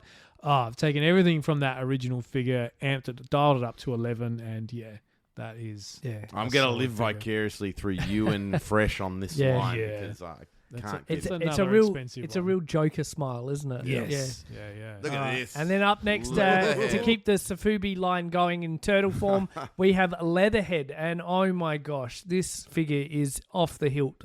If Slash is that big, I think Leatherhead's going to be a little bit Another. bigger. Has to be bigger. Another. Comes with his shotgun, his bear trap, his little Lobster friend. lobsters, Yeah. his dagger, and comes with his little what is it? What the hell is that thing? No, it's a recognize that. it's a possum. It's an an American opossum. possum.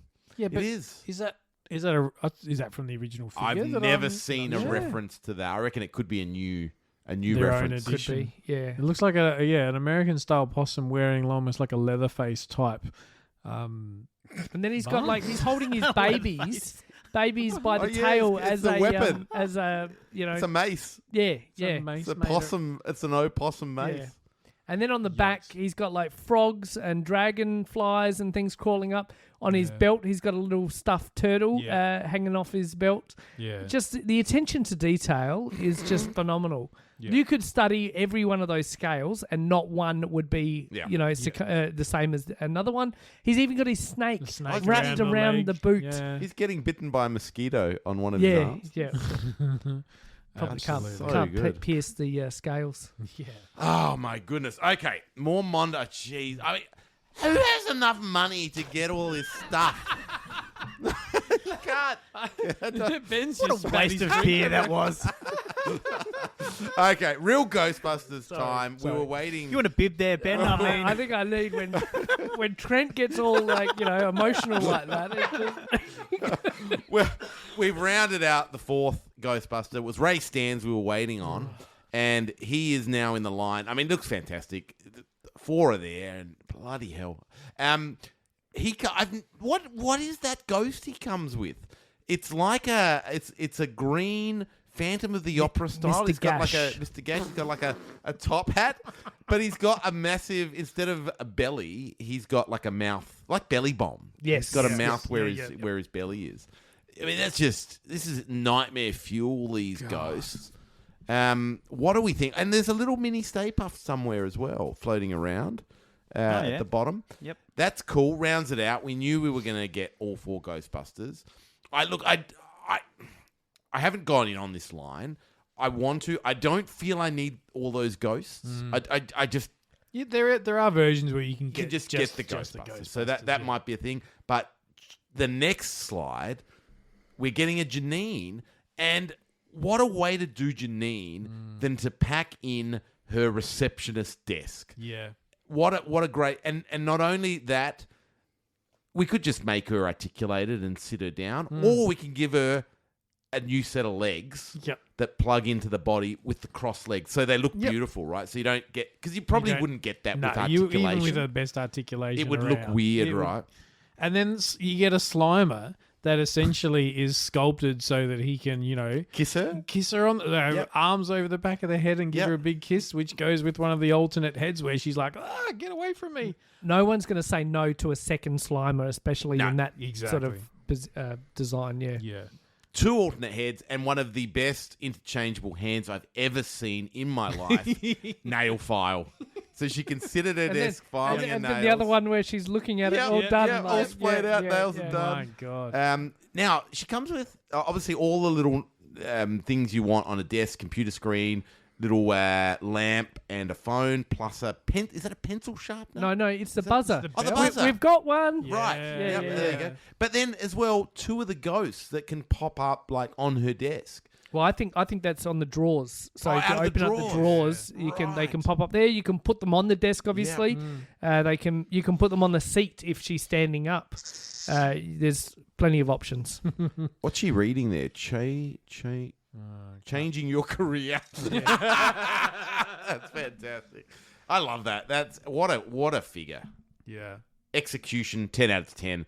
Stuck the landing. Yep. Yeah. Brilliant. Who would you want to see next? it's got to be good old Dickless Walter Peck, surely. Is he in the? Oh, is he he's in a the movie. cartoon? He's a movie, isn't he? Yeah, in the cartoon. I was going to enough, say Lewis Tully, but was he ever in the animation I think he came in towards the end? I think so. okay. I think you'd have to do Lewis. Yeah. Then it's probably the ghost. I let's see. haven't seen enough of it to know the Yeah. characters. So I probably... I'm sure the have some guys have a list out. Oh, I'm sure there's a Yeah, list. like, Yeah. Yeah, crazy. All right, still with Mondo, and we are playing in that 1/6 space again. They are doing their own version of the Turtles. Now, stop me if you've heard this one before. Mondo doing 1/6 scale Turtles. Yes, that's already happened. This, however, is not based on any iteration. It's not based on the comics. It's not based on, a known iteration. It's their own take on the franchise. And so it's this real sort of hybrid of different influences, and what we've seen is we've got a couple of slides, one that really appeals to me and another that appeals to my boy here, Mr. Ben. Yep. Because Big Saxy. Yeah, that's the one I was trying to think of it. And yeah, one for Leo, one for Shredder. And speaking to the Leo, he's got like a bit of I guess a cloak that sort of hangs around his neck. He's got the Wolverine claws on one of his hands. He's got all the different ninja weapons, swords, of course. He's got stuff that appears to be nods to the original toy, as far as the little fist daggers and stuff. But he looks a bit more grown up, right? He's got shin pads going on. He looks a bit sort of more worn and world. He's got a pauldron on one arm. 4 heads, as far as I can see. One that appears to be like a motorbike head. Another one is, I don't know, some sort of Oni maybe mask. It's hard to see from what we're looking at pictures the of. Slides of are terrible. The slides, they're not great quality. But it also comes with one of the robots as seen in the original animation. So from like the first 4 or 5-parter, those robots that are on a unicycle with the real whip arms and stuff. So it's a real mesh of influences. On one hand, you could see this being, part of a new movie universe, but on other hands, there's influences from the original toy and animation. So it's a bit all over the shop in that regard, but it looks great. It does look amazing. All right, talk us through the Shredder. My boy Shredder is just like what Frank just said. This is a whole new world of influences and things. This is almost as if he was on a movie screen and depicted in a real world. He's got so many Shredder blades and things on him. It's insane. That cape is just phenomenal. It looks like a wired cape and things like that. Comes with 5 heads, beating out Leo by 1.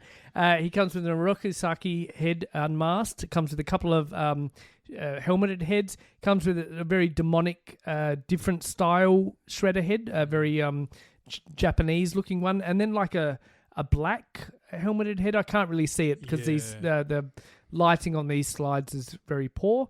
And then he comes with the Return to New York mini shredders. One of the mutations comes with a rat, a regular rat. So we're thinking Splinter. And then I can't make out what the other item is. It's just a blur. But release date is 2026. There's no prices on these.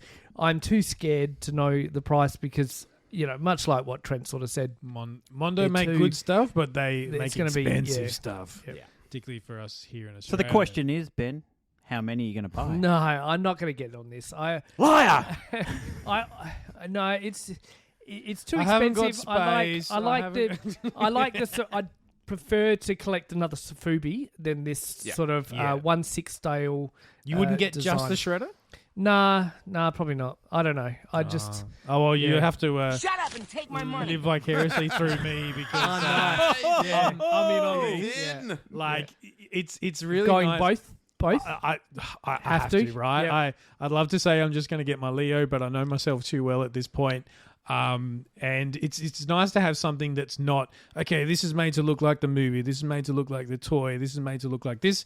It's just. Here's our own thing. And the only other Mondo things I have in my collection are the early stuff they did that are clearly designed to be the Mirage homages in the middle. Which are wonderful. And they've obviously learned a lot since then. You could, if you really want to get picky, the articulation on those guys is a little bit wonky, but that was kind of their first ever foray into action figures. So they've come a long way since then, and these just look amazing, I love it. Just on that, if they released a comic book accurate Mondo Shredder, I'd be in on that. Okay, but not this new unique design. Probably not. Yeah, and so the other in this same line, we did get a look at a grayscale version of their Donatello figure. So no colors on this guy, and look, leaning into what has sort of become the Donatello motif of a few extra tech. It looks like he's got a Nintendo Power Glove going on, which I think is a really cool addition. The alternate heads, you've got the sort of goggle look that sort of Michael Bay, for better or for worse, has sort of invented.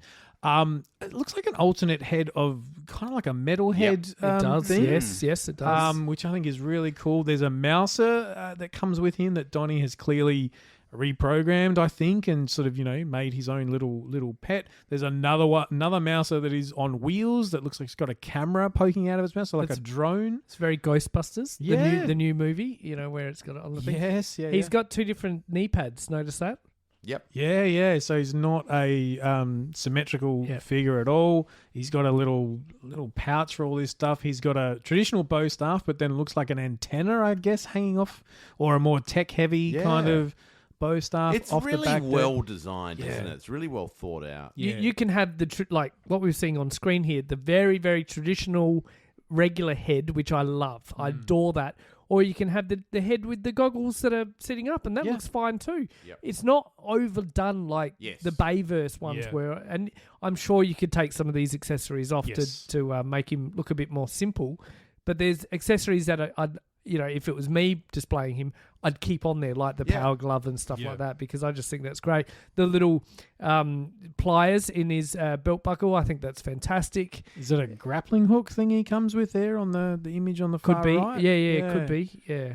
Oh, the shell, the artwork, the design work on the shell just looks magic as well.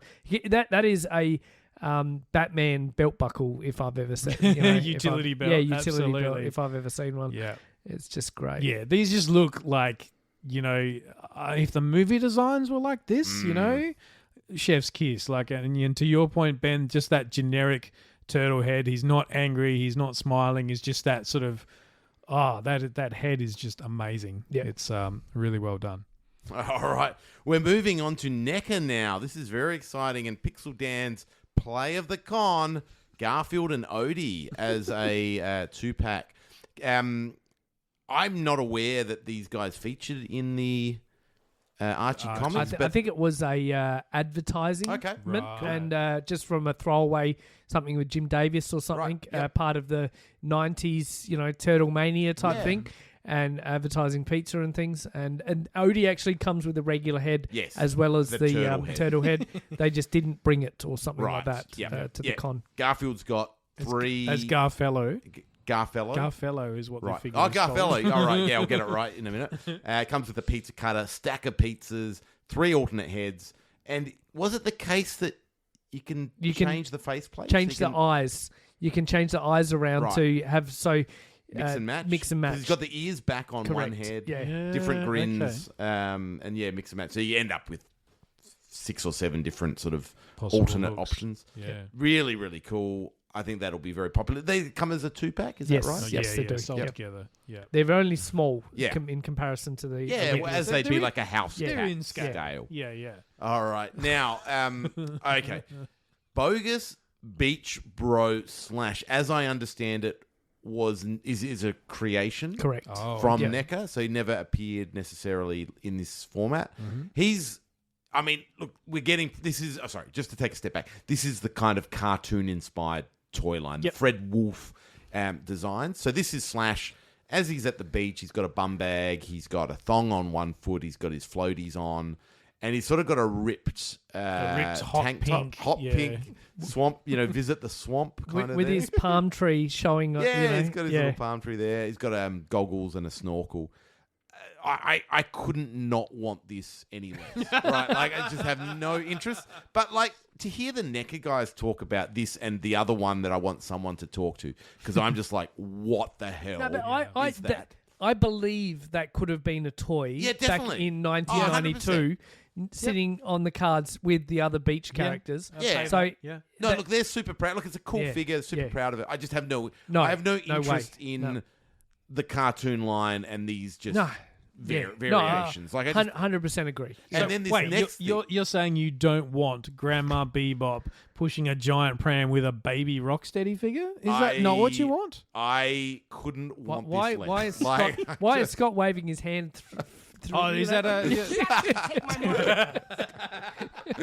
Frank, you're a piece of shit. We might have to rescind So that. apparently, word on the street is that they want to release a Bebop and Rocksteady every year just to keep, because they have such iconic characters aside from Chris Fresh, the four well, turtles. this is what I want to know. And What is this? What? He's wearing a nappy. I have no idea. I'm sitting here in the room. I have no idea what this is. and I'm looking at the look on your guys' faces, and you got no idea what the hell this is. Yeah. Look, it's possible this is a reference from the Fred Wolf cartoon that we all block from our memories. I don't think I watched it this long to get to this episode. If you were watching at this point, This feels late in the run, and it's probably some half-baked idea of them going incognito as in disguise.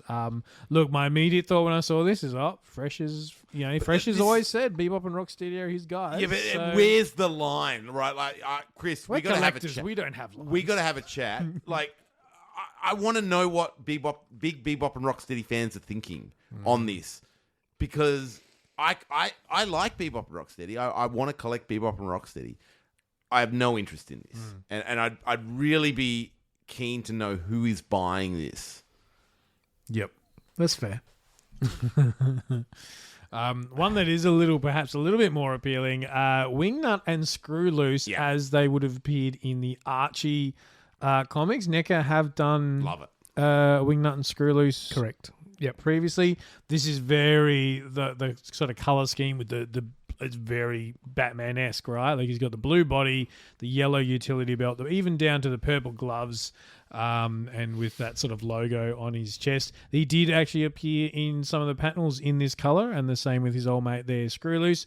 And El Mysterio, talking of wrestling sort of pseudonyms and nicknames, this is a repaint of, I forget the character's Crying name. Hound? Yes, that's the one. Repaint of Crying Hound. Again, from the Archie comics, there is a source material to this. I think I even... It's the big wrestling storyline. Stump wrestling. Yeah. So, I've actually got that comic book at home. Have you? I do, yeah. So this Wingnut and Screw Loose was with the cover with the big cow lick. Yes, yeah. That was the first comic I got back when I was a kid. Yeah, right. Oh, wow. And it had this Wingnut and Screw Loose in the back. Sort of come with me. Yeah. So this is pretty iconic for me, but not something I'm any interest in getting. And at the same time, you've cropped him off here from the El Mysterio, but and I know he was a previous duck. reveal. Yeah. Ace Duck in his little budgie short smugglers. shorts and in his duckling smugglers. and just with that massive torso. Yeah. Yep. Ridiculous figure, that one. Hey, speaking of ridiculous figures, Ben. Well, this was sort of the finale of the con Yeah, it was. to say look forward to New York Comic Con. It said all aboard the train to New York Comic Con 2025. A teaser of things to come in the form of Shredder as a train conductor in his brown and pink striped outfit, a onesie almost, with a top hat and wearing the red bandana to disguise himself. Yes, no one's going to take a second look recognize at him because he's got a handkerchief on his face. Ripped straight from the original episode of the Orient Express. And here we've got Rocksteady and Bebop as a sort of ticket stub people on the train or something. They'd be a better, Anything offer would be a better offer. than Bebop and Rocksteady is a turd, I reckon. Like, hit, shut up, and take my money. why are you getting this? Are you getting No. You'd sooner buy a turd. No. Trent wants Bebop and Rocksteady's a turd. That's his shut up and take my money. You're not getting No this, way. right? No There's way. No interest. No, Right? no way. Thanks, but no thanks. All right. Still on Turtles, and this is Neca Turtles still. This is the 2012 line. We've seen a couple of teasers for this previously, but we got to see the full range of what is coming. I know our boy Jay Harps is very keen on this line. This is another one like the Masters 2000X, where you go, well, it's been over 10 years now, as far as, you know, when this sort of came out. This is about 2 reboots ago for Turtles. So It has, yeah. yeah. So these are sort of in that sort of 1/12 scale again. We get a look at Leonardo and Raphael. I love the white eyes, right? The white eyes was not their standard look in that show, but when they were like, okay, it's about to go down, go into battle mode, white eyes, and like the expressions. Leo's got that sort of, raised eyebrow, Raph with the yelling face. He's got the cracked shell look going. The knee pads are all like, the attention to detail is one thing we know Neca do really, really well. We get a look at all 4 turtles with Donatello here, Michelangelo with that absolutely adorable face. Like it's that sort of almost anime wide eyes where he's seen something he's absolutely in love with. We get Ice Cream Kitty down the front. There's even, was it Professor Cluckenstein, I think is his name, where there's a chicken that I think a bit of mutagen or whatever dripped on his head. And so now he's got this oversized brain, think like the leader and those sorts of things. And he's just a really smart chicken. So they call him Professor Cluckenstein. Yeah, these look great. They've got the proportions right because from a toy perspective, it would be difficult to do where they've got sort of thick feet and hands, and then the limbs kind of come in as they get to the shoulders. They taper. They taper in. That's the word. Thank you. Mikey with real chains on his nunchucks is always appreciated.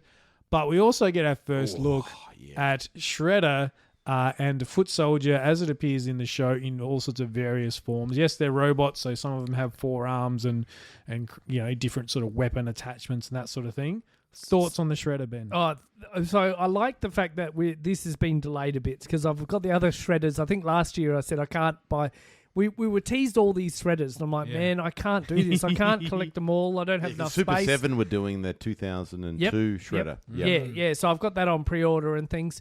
But now that, here we are a year later and they're still not released or still don't have a release date. So I'm like, I might be able to afford these because, you push too much stuff all at once and it just becomes, oh, man, you pre-order all these things and it's like, I've got nothing to show for it 6 months later. I've spent thousands of dollars and got nothing. Exactly. Yeah.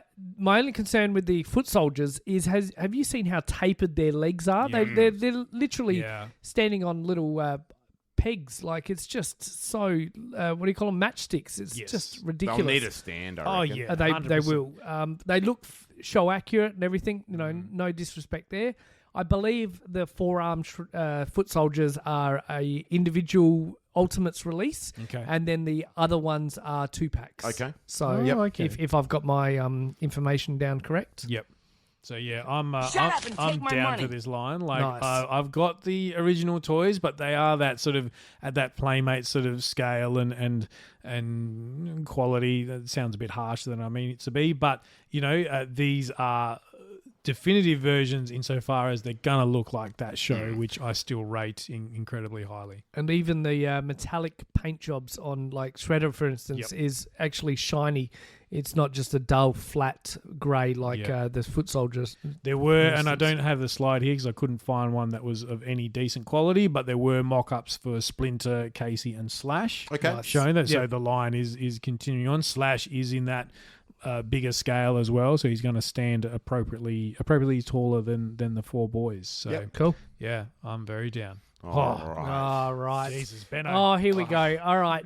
There was a short-lived comic back in the late 90s, I'd say. I think maybe I'm getting my timeline done.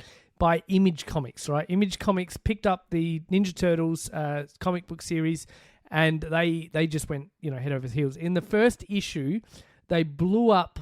Was it Leonardo? Blew up Donatello. It's like his birthday or something, and there was a bomb in it, and it's just that classic joke. But it blew him up, turned him into a cyborg, right?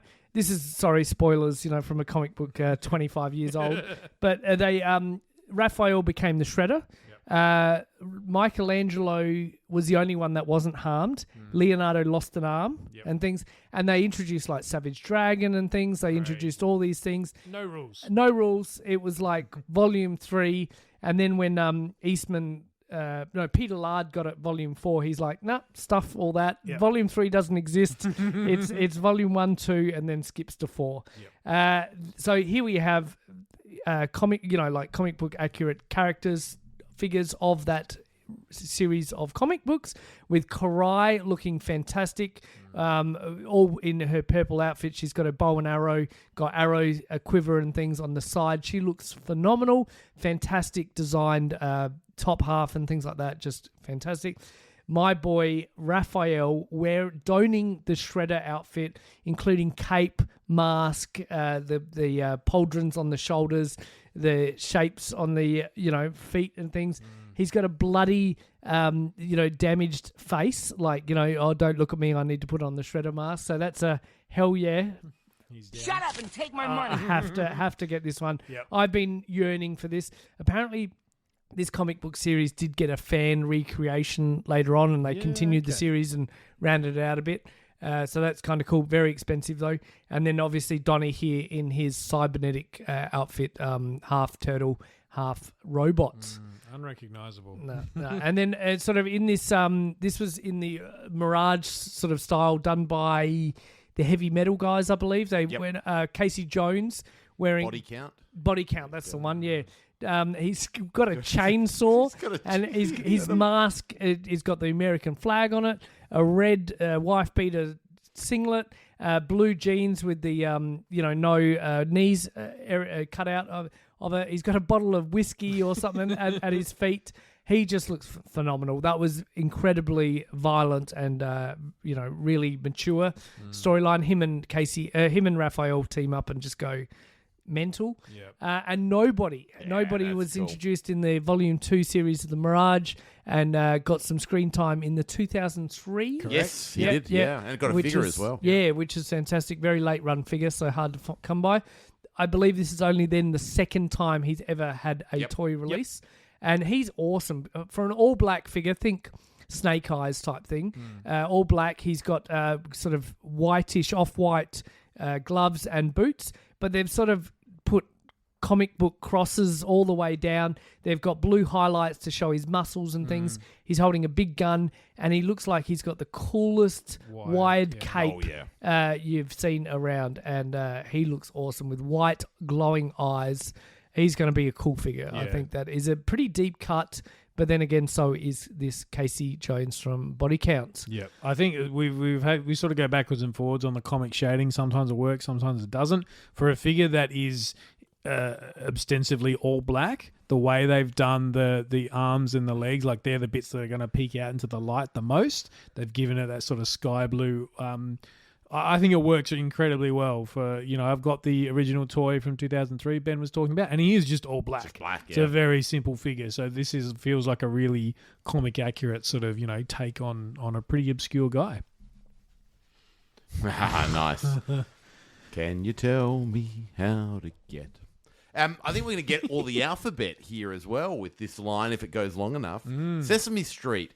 It will go long enough. I can almost guarantee it. We've got Grover, and I think he can interchange into his waiter form. So he's got like a little towel that they hang over the arm. How's that? Like you talk about proportions and thin limbs and stuff. Like I get, and it's accurate to the character, but I'd have concerns about moving some of those joints. I think snapping an arm off or something.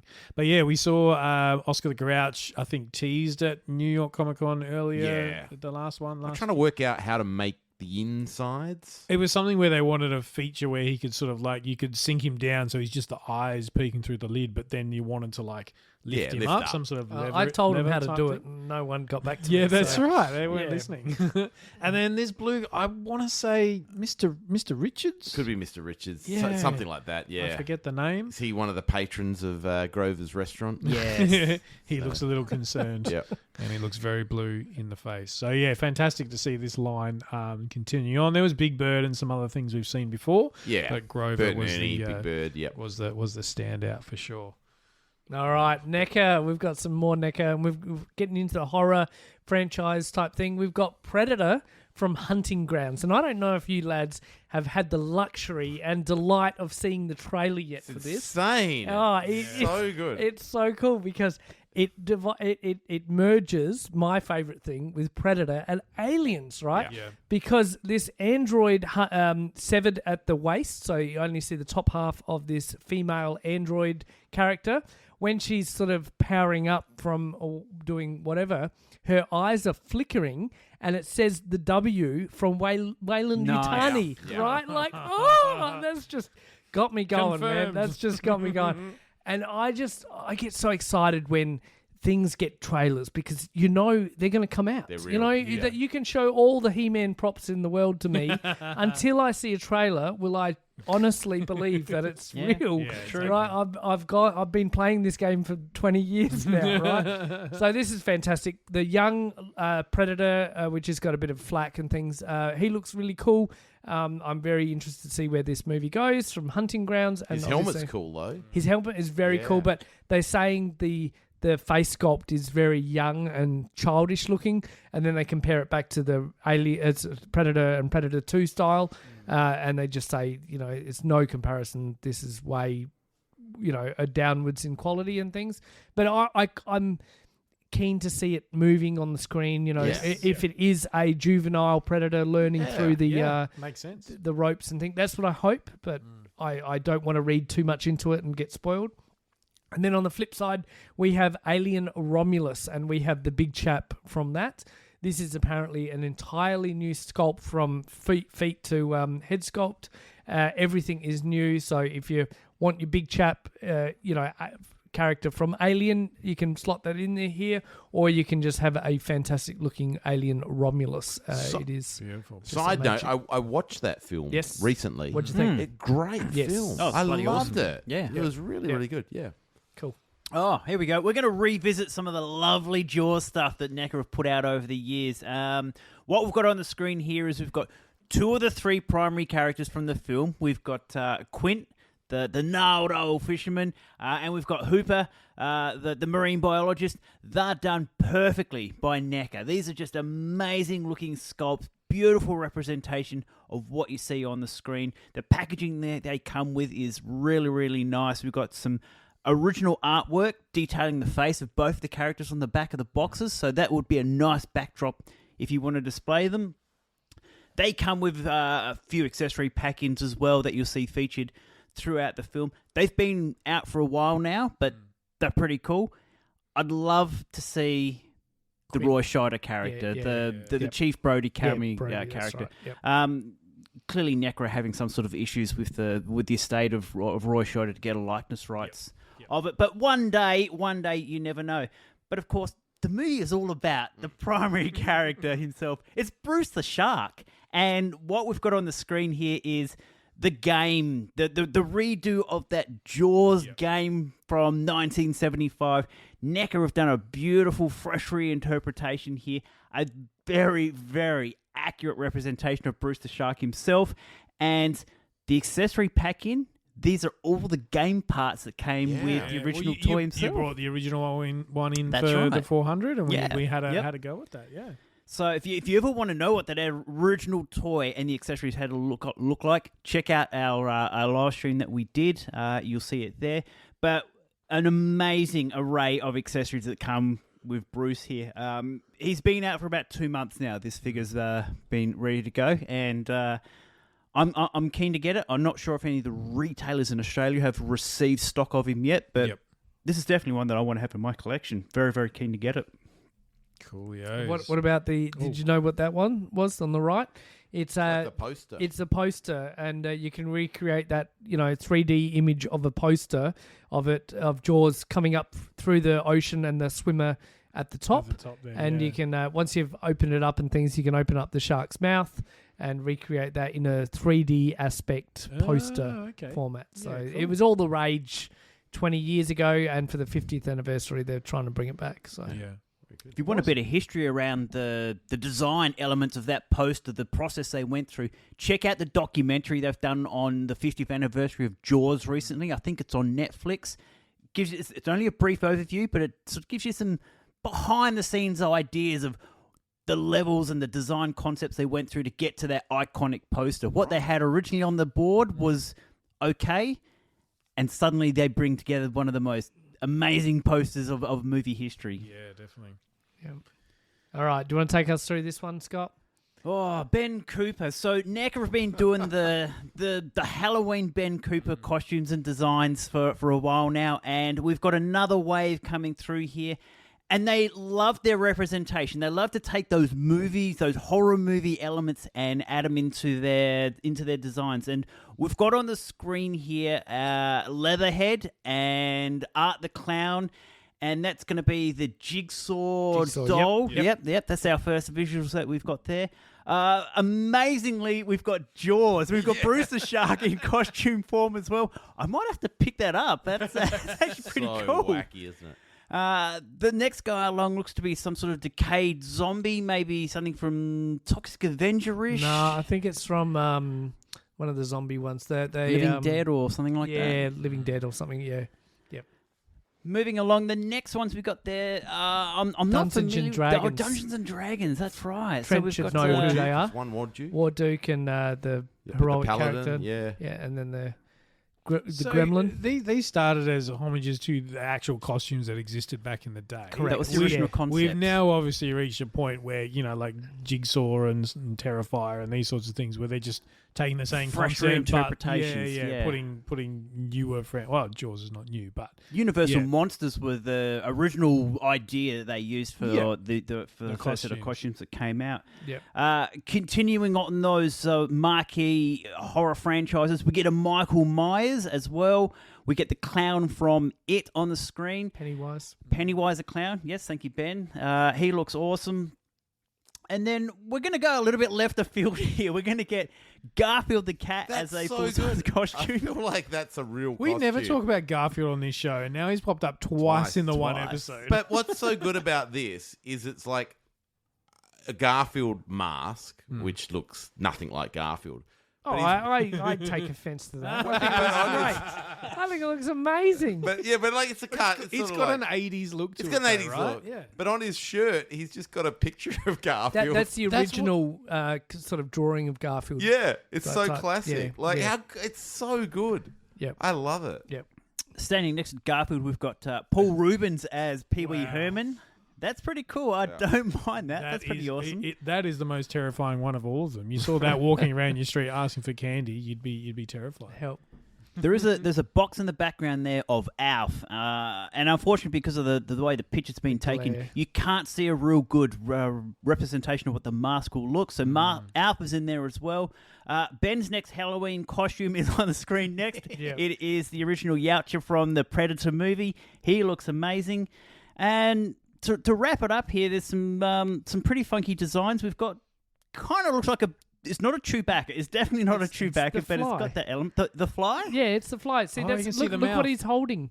He's holding the teleportation Oh, device. damn straight he is Yeah, too. yeah. Good pickup. Yeah. I like it. Well, that's got to be Planet of the Apes the as Apes, the one in the yeah. middle there. 100%. And then your boy. And then looks like I'm picking up another one because we've got some Godzilla action going on there as well. Each of these figures are the Halloween costumes. And as we know, on Halloween evening, everyone gets around with a bucket or a bag or something like that to collect your candy in. And you get a unique bag or bucket centric to the character himself that comes with each of these guys. Some of the bags are better than the figures. Like, look at the Dungeons and Dragons character. Yeah, he's he's got a dice. The zombie character's got a brain.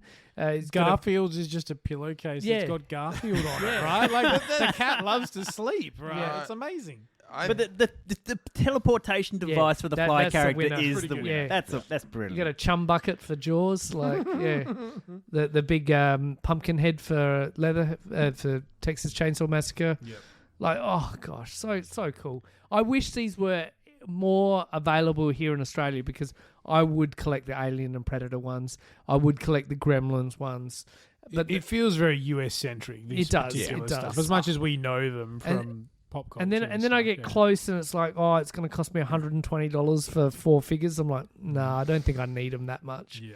But all the shoes. Look at the details are phenomenal. All the shoes are 80s, minded type thing. They're all unique. They're all kids, so that they'd scale nicely next to your adult figures. Yeah. I adore these. I think that sometimes basic is better, and this is about as basic as you can get. And I bet you the designers have an absolute field day coming up with characters that like Terrifier and Art the Clown and things that weren't even thought of back in the 80s, and designing them in the Ben Cooper style. I want that Garfield. It's pretty cool. Hit So- the Yeah, give me that. Shut up and take my money. Damn it. So we're putting in an order for a few of these. I got to say, if I could find Jaws and if I could find Godzilla readily available, that'd be an down. easy Yeah. purchase. Yeah. Like that, just something point of difference on the shelf. All right, now we have the Mezco 5 points, and a lot of these we've seen. We've seen the Ninja Turtles. I don't know if they're out yet. We've seen some of the Batman 89. Oh, sorry, Ninja Turtles might be out. Batman's not. So 89 Batman. We've got the Batman, the Batmobile, the Joker, Bob the Goon, and things. And then I think it's what's your favourite movie, Scott? The Goonies? The Goonies. Yeah. The Goonies down there, which is looking cool. And then the awesome comic book itself by Frank Miller, Sin City. Yeah. Right, and we'll get better pictures of this. But if you look at Wow. Nancy's, Nancy's a little bit Hello, you know, boys. As fleshy. off the screen of the off the Yes, page of the yes. comic itself. Yeah, yeah. All right, so straight from the graphic novels of Frank Miller, Mezco Toys presents Sin City: The Hard Goodbye Collector's... And the hard nipples. Oh, Ben's just joking. All right. I took a drink of water at the worst time. Okay, the Hard Goodbye Collector's Capsule. These special edition capsules consist of 3 sets. Each set includes a hand silk screened art print poster on acid-free rag paper, blah, blah, blah, and 5 points figure is limited to 1,000 pieces per set. You get two versions of Marv. You get Marv in his standard stature with his trench coat. You get him in the death row, and you get Nancy topless, dancing on the cinema stage, Yeehaw. yeah, with her whip and her cowboy hat. This Marv sent shockwaves through the Karen, the world of Karens. Yep, With I've the electrocution version. Yep. So I think Neca, I can't remember which one, McFarlane or Neca. One of them put out the first one with on the electric chair, and it destroyed the toy universe with all the Karens complaining, "How can you do this? How can you do this?" And then the opposition, so McFarlane or Neca, put another version out less than a year later, like 9 months or whatever. No one said anything. It just sort of At that point. that news was old by yeah. then, and it's just a hilarious snapshot in time. All right, so then this is Series 2. So Series 2 of Batman, Mezco, 5 points. We have Cape Glide Batman, and that is, of course, Batman outstretched with his wings, and he looks awesome like that. We have what they are dubbing Joker Goon, which is obviously Lawrence with the huge stereo, the shaved head and the wicked sunnies. And then we have a Museum Mayhem Joker. So he's dressed up like Prince. He's got that flame effect, and he's got the acid, flower, Posy, yeah. and then he's got his face all streaking, from white paint to regular face. He's got regular face color. yes, Bleeding off into the to leave the white. Yeah. leave the white. So it's pretty cool. I'm excited to see where this line goes. They look great, and see what happens. Very, very cool. We did briefly mention Super 7. They are continuing on with their 2003 iteration of the Ninja Turtles Ultimates line. Didn't get to see any figures in the glass cases, unfortunately, but we did see some shadow sort of images of what's going to be Raphael with his motorcycle gear, which does feature quite heavily in the show. April O'Neil, which looks to have a bunch of like an alternate cloak, even from the look I of think that. it's the lab coat that she wears at the start. Yes, you're Yeah. right. Good call, good call. But the one that stole the show, the big boy Hun, and just the scale and the sheer weight of that figure is going to be amazing. Hun was a character completely created for the 2003 show, and reportedly Eastman and Laird were not fans of it when it first came out because they weren't sort of involved with this show too much. But they've since come around, and he has a special place in the lore now. So yeah, so those will be. Shut up and take my I'm money. in. I've got everything else. I've got the 4 turtles up there. You've got to have, and I'm, Shrint, Splatter. Oh my god. Shredder. Have another beer, Frank. We've clocked over 2 hours. It's getting long in the tooth, this episode. Shredder and Splinter and that wave is all coming, so I've may as well, round out the core cast. Keep going until it's $65 each. Are we happy with that? Ooh, no, but You're paying, so I'm committed now. this is I don't fully understand this. Colin Betts might be able to explain it to me. That's with $10 of tariffs. That they said they're increasing the price to reflect the tariffs. Right. So we're not in the US, But yet you're you're still paying a tariff Because style of price. while the product is made in China, it then goes to US for distribution. So they therefore pay it on the way attracts, in, but yeah. then what they export it out, it seems. I feel It like makes this more shouldn't sense for us have to get it tariff on straight from the factory in China. Yeah, but even if Logically. they bring it into the US, it's not for consumption. I don't know how it works, but it's a lot. Yeah. $65. Yeah, I might change my mind when I, look at the grand total before hitting order. Or you but- might just skip Raphael on the motorbike. Yeah, that's not a Maybe, bad yeah. shout. Rafa, I need Hun and April to go with the you- Casey. Like, yeah, Agreed. Yeah. yeah. We'll see what happens. Now Scotty, Just hit the button already, would you?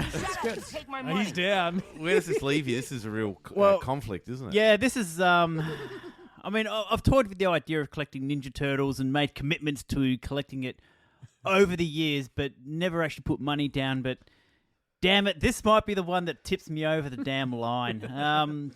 Playmates, what are you doing to me? We've got Ninja Turtles doing a crossover with Toho and Godzilla, and it makes no sense. No. But god Doesn't damn, have it looks to. awesome. When it comes to crossovers, this is the weirdest one out of this. I whole- think we're there. Yeah, we've hit peak weird. Yeah, it's a bonkers concept, but all right, here we go. So Roll with it. Just let it happen. There's three figures on the screen here, and Doing the pranks standout figure is Leonardo It is, isn't crossed it? with Godzilla. Have a look at those thighs. Yeah. Like, that's what she said. If you're gonna do this, that is the perfect representation of the two figures coming together. It You've is, got isn't it? the, Yeah. the perfect face sculpt that is undeniably Leonardo, and the swords as well. But that Godzilla body, the tail, the thickness of those legs Yeah. is just absolutely spot on. Yeah. That is They've nailed it. They have nailed it. Yeah. It's 19 out of 19 sculpting. Like, if that's what we get as a final product, it is absolutely amazing. What doesn't make a whole lot of sense are the other two figures. What are they? So it's King Ghidorah as Michelangelo, and you can sort of see the extra two heads as shoulder pads. Oh, yep. So Gotcha. King Ghidorah has three heads, obviously. Yep. Two tails, so you can see the two tails bending out the back there, all in gold and things. He's got like spirit animal bloody nunchucks or whatever you call it. Yep. Cool. I like the mouth, very tooth heavy, but and then horns and things coming out past his whiskers and on his head. But look at those wings. Like, those wings wings are- are enormous. Yeah. And they just... You don't notice them straight away, but bloody hell, they're a stand out. I They like are really I like cool. that they're transparent as well. Yeah. So, yeah. Rodan and Raphael crossover is our other figure here. The wings are a bit more subdued. They're kind of like in the Silverhawks tradition, Yeah. where Yeah, they just sort of under the strap from the arms, arm to the body itself. Yep. The what are his weapons? The size. Yeah. That's actually really well done. I don't mind the fact that's a flame effect for the blades on the sides. That's pretty cool. Rodan is a big flying bird, essentially, bird of fire, and Like a sort of- pterodactyl. Pterodactyl, correct.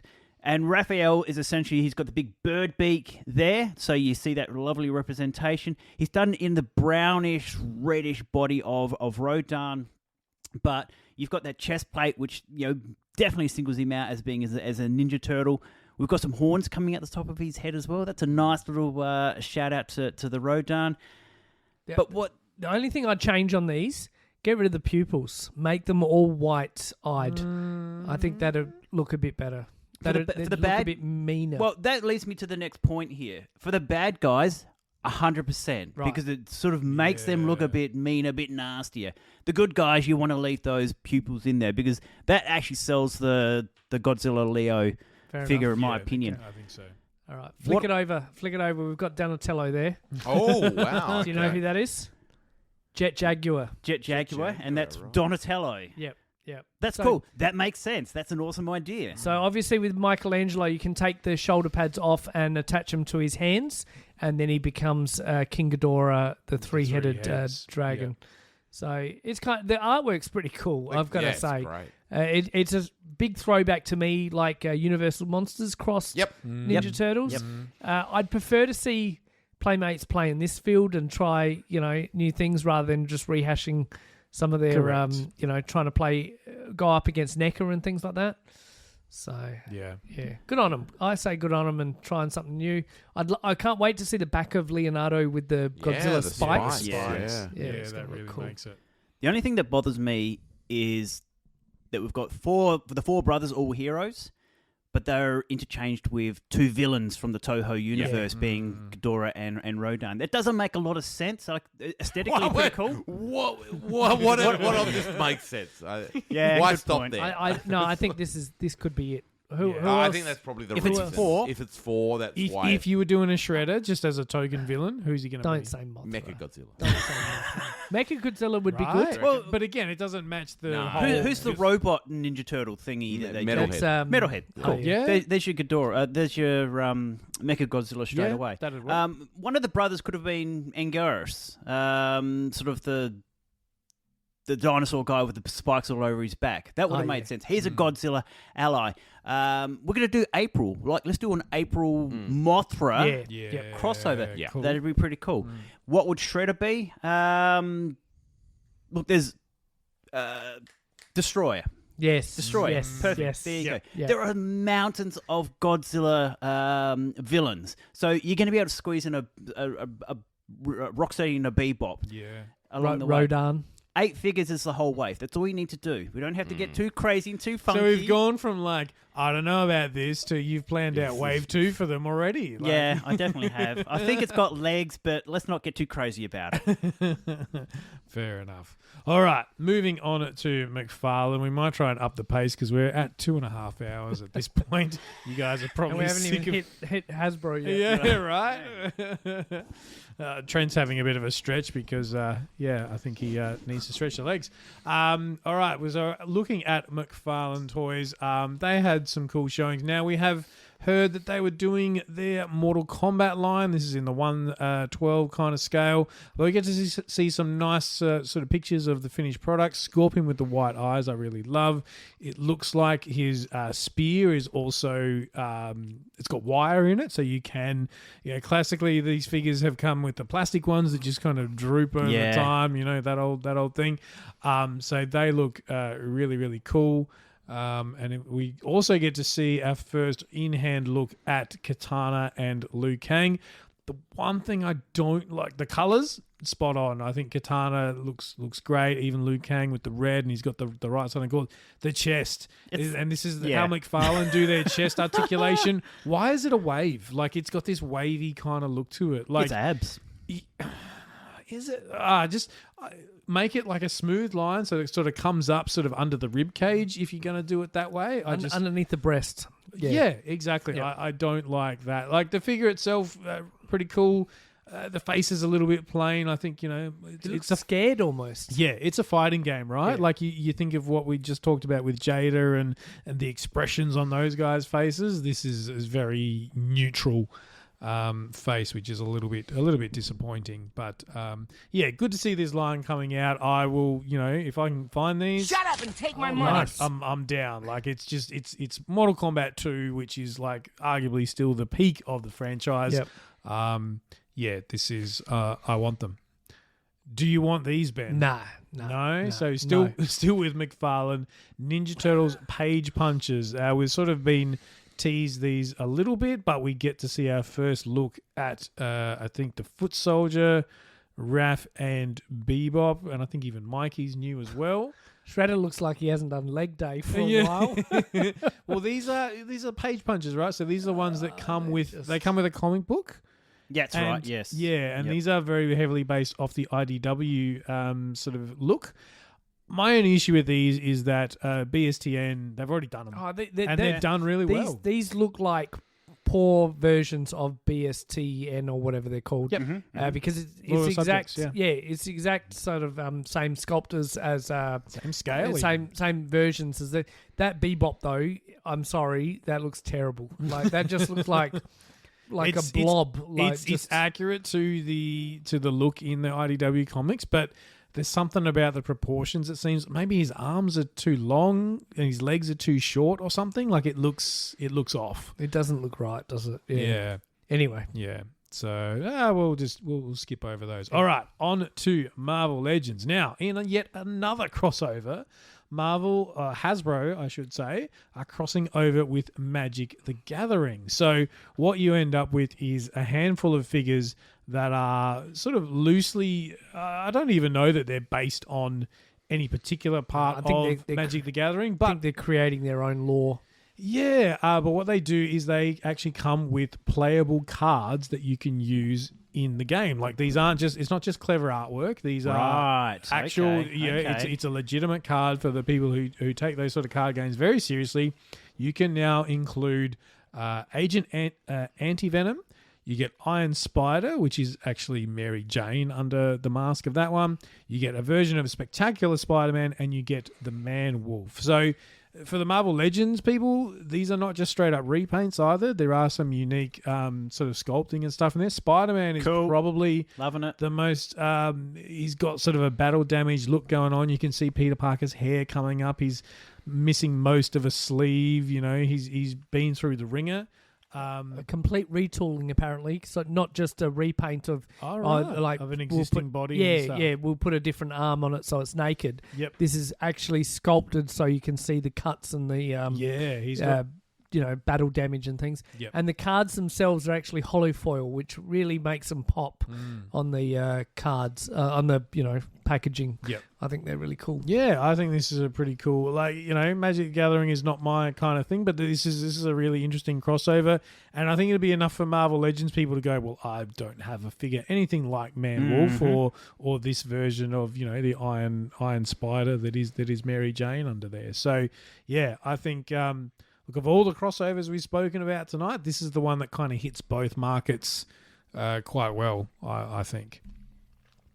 All right, sticking with Marvel Legends, there was a big showing of X-Men 97 figures. Some of these are sort of reuses or almost reworks of figures we already have, but there's a handful of 2-packs we got. We got Cyclops with Jean Grey in the very classic sort of Miss Marvel kind of look there. Cyclops these days is coming with all the different blast effects to really make him look super cool. We get Storm and Wolverine. Wolverine in the very classic brown and yellow look. John Barenthal, is that the... I don't know. There's an artist there who first drew him in those colours. John Byrne. John Byrne. Thank you, John. Yes, John I'm Barenthal. like, Barenthal's a Punisher. I've gone straight to the Punisher, movie, to the Daredevil TV show, and I'm like, what the hell? Yeah, we get Storm in a really old school look as well. It comes with huge amount. There's the lightning effects that come off her hands, but then there's 2 big arcing effects you get as well. You also get an alternate head for Wolverine demasked, which is really nice. But this one is this comes direct from the X-Men 97 TV show, and this might just be my pick of this line. This is Rogue and Gambit playing basketball as they do. Did you see them set up on the con floor though? That articulation of Gambit's torso was terrible. Oh, like when if he hunches over? They had him hunched over, and it just showed the massive flaw of that articulation. Yeah, right. Because it just looks so disjointed. Yeah. And even now looking like, it just looks so badly done. Yeah, we talked about the weird... For a naked chest. Yeah. It's... I think a redo of the NBA line that they're doing. Oh, like the starting lineup stuff. Really? So normally they're meant to have a cover. a shirt on. Yeah. So when they don't have a shirt on, that looks horrible articulation is shown, and unfortunately it doesn't translate well into a You really can't naked bend buck. it. It'll look really odd when you bend it. Yes. So. Yeah. But that cut is too very eye-catching. old school. Like it's just anyway. Well, I really like the Rogue figure. I think coming with the yeah. little like cloth sort of shirt she's got there, I just that photography shot we've got there of the promo stuff, I just think looks really, really cool. But we also get another wave of the X-Men 97 stuff. Interestingly, no Builder figure with this. This is one of the more traditional sort of cards. We get Emma Frost, Jubilee, Cable, another version of Wolverine, but in the more sort of traditional Logan look. Morph, which is probably the highlight of this, and Sunspot. Emma Frost is interesting because she's in the show for about 30 seconds. I think she's like a casualty of the big Sentinel attack, and she just kind of gets whisked away, but very nice version of her. I believe I saw some shots where they'd actually showed the articulation in there, and the bow dice that she's wearing basically hides there's essentially she doesn't have a body. There's basically a peg that has two ball joints, one at the top and one at sort of like a waist level, that allows it like articulation, and then that bow dice is like a flexible piece of plastic. That's clever. So they're experimenting with different pieces of different methods of articulation. Jubilee, she's got some really cool power effects that go on her hands there. That's got to be up there with one of the best Jubilees ever released with all those power effects. That's wicked. I did see some people just going, "Oh, why with the black? Like, give us the more traditional, sort of toyetic sort of colours." But it is what it is. There's another cable there for Chris Fresh to collect. That's cool. He looks really good. I probably would have done the other eye in like the yellow. Like his power eye or whatever you call it, but that looks cool. Yet another Logan with his sort of puffy jacket. I do like he's got the stubble on the chin though. That's kind of a nice add. And then Sunspot. Sunspot, yeah. You get some different effects as opposed to sort of reusing some of the flame effects we've seen on these figures for years now. There are some unique sculpts going on there. But the one everybody was talking about was Morph. He's famously from the original run of the show. Really great to see him finally represented, and he's in this X-Men 97 a fair bit as well. There was also a Target exclusive of Storm in, I don't recognize where that outfit's from, but it's probably one of her better outfits, let's be honest. Just all black with a single sort of yellow lightning sort of bolt going across. She's going to be part of the retro line, so it comes with that beautiful Toy Biz-esque card art. That's a nice pose of Storm. Yeah, it's pretty cool. Yeah. I don't want to say I'm in on the Wolverine figure, but that's probably the most accurate representation of when when they do the new Fantastic Four for a 3-issue limited run. That's essentially what he looks like. That's what the costume he's wearing. He's not an X-Man as such. Just a regular Canadian-looking dude, and that's kind of exactly what he wears. So maybe that ends up in the collection. No, we'll see. It's tangential. Everyone's been part of the Fantastic Four at some point. They have. It's a fantastic Marvel universe, really. A couple more reveals. These were just sort of on the slides. There was no images of these toys, but we're getting a World War II Logan, which is pretty cool. He's got the hat, he's got all the military, guns and knives you would expect from that sort of an era. So these are all sort of comic reveals here. Feral, which is one that people have been clamoring for a long time. I love the face sculpt. Like it's menacing without looking ridiculous. Help me out here, Scott. I know Star Fox, but Champion of the Universe? Never heard of this guy. You would have to go on the deepest dive into Silver Surfer lore to understand where this guy comes from. He wearing is like a wrestling championship belt. Absolutely. Basically. Like if John Cena was to represent Earth in a cosmic battle, this is what you're looking at. Wow. He's ridiculous. Take every badly conceived idea from the 90s comic book characters and put it onto put it into one character. That's essentially what you've got here. He's he's enormous, like hugely muscular character, very pale blue, Tiffany's coloured skin colour. He's partly bald. I don't know if by choice or not, but he's got the most luscious red mullet you can imagine in terms of hairstyle there. A good healthy dose of mascara around his white eyes to make them pop. The less we say about the red spandex pants that cover into his boots, the less. But sort of a nice skin tight blue top there. But I think it's the wrestling style belt around his waist there that really sell this character. This is 90s cocaine comic book design in all its glory. If you love those cosmic style characters from the Marvel universe, your Thanos, your Drax, your Silver Surfer, this is going straight into your That's where collection. it's at. Yeah, that's an amazing 2-pack, that one. Oh, no. Am I pressing it, Scott? You know you're Shut pressing up it. and take my money. Another comic exclusive that was shown. This is Emperor Doom, and essentially it is Doom if he has taken over the Sorcerer Supreme role. He's got the logo on his chest. He's got the big red cape, and he is going to mess up the world. Yep. If you don't know your Doctor Doom lore, he is just as proficient as Stephen Strange is as in the mystic arts. And here we go. This is the first time I can recall seeing a mystic's art style of Doctor Doom. Glorious, amazing, beautiful. It's just a classic Doom with a hint of Sorcerer Supreme sprinkled in on top. Yeah, the cape.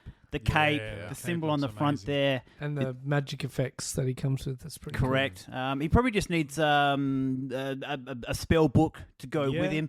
But at the same time, that's been released with previous Doom figures as well. So, You could, Mix and match. yep. absolutely. Kill it, loving it. All right. Now for Crystar. Crystar's getting another figure. So we got Crystar himself previously, and now we're getting another Crystar figure in the sense of Warbow, which is pretty awesome. This translucent green sort of, was it emerald? Is it emerald green? Yeah. Emerald coloured character comes with a crossbow. And I've got a vintage toy comparison up there on the screen to help identify with his eye-patched eye and large, I don't know what that is. It's like a bandolier for Yeah. the... Are they meant to be arrows for the bow, maybe? It's I don't a know. lot of bows.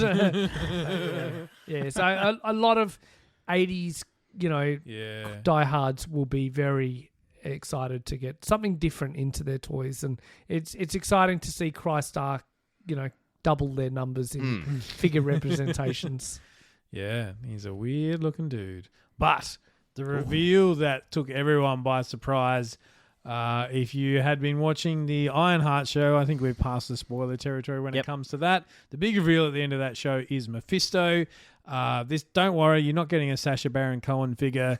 You are getting Mephisto in all his comic book glory. This guy is going to be a Pulse exclusive, coming in at $80 USD, and it sounds expensive, but you get what you're seeing in these sort of promo shots. You get that throne coming with it as well. You get the sword.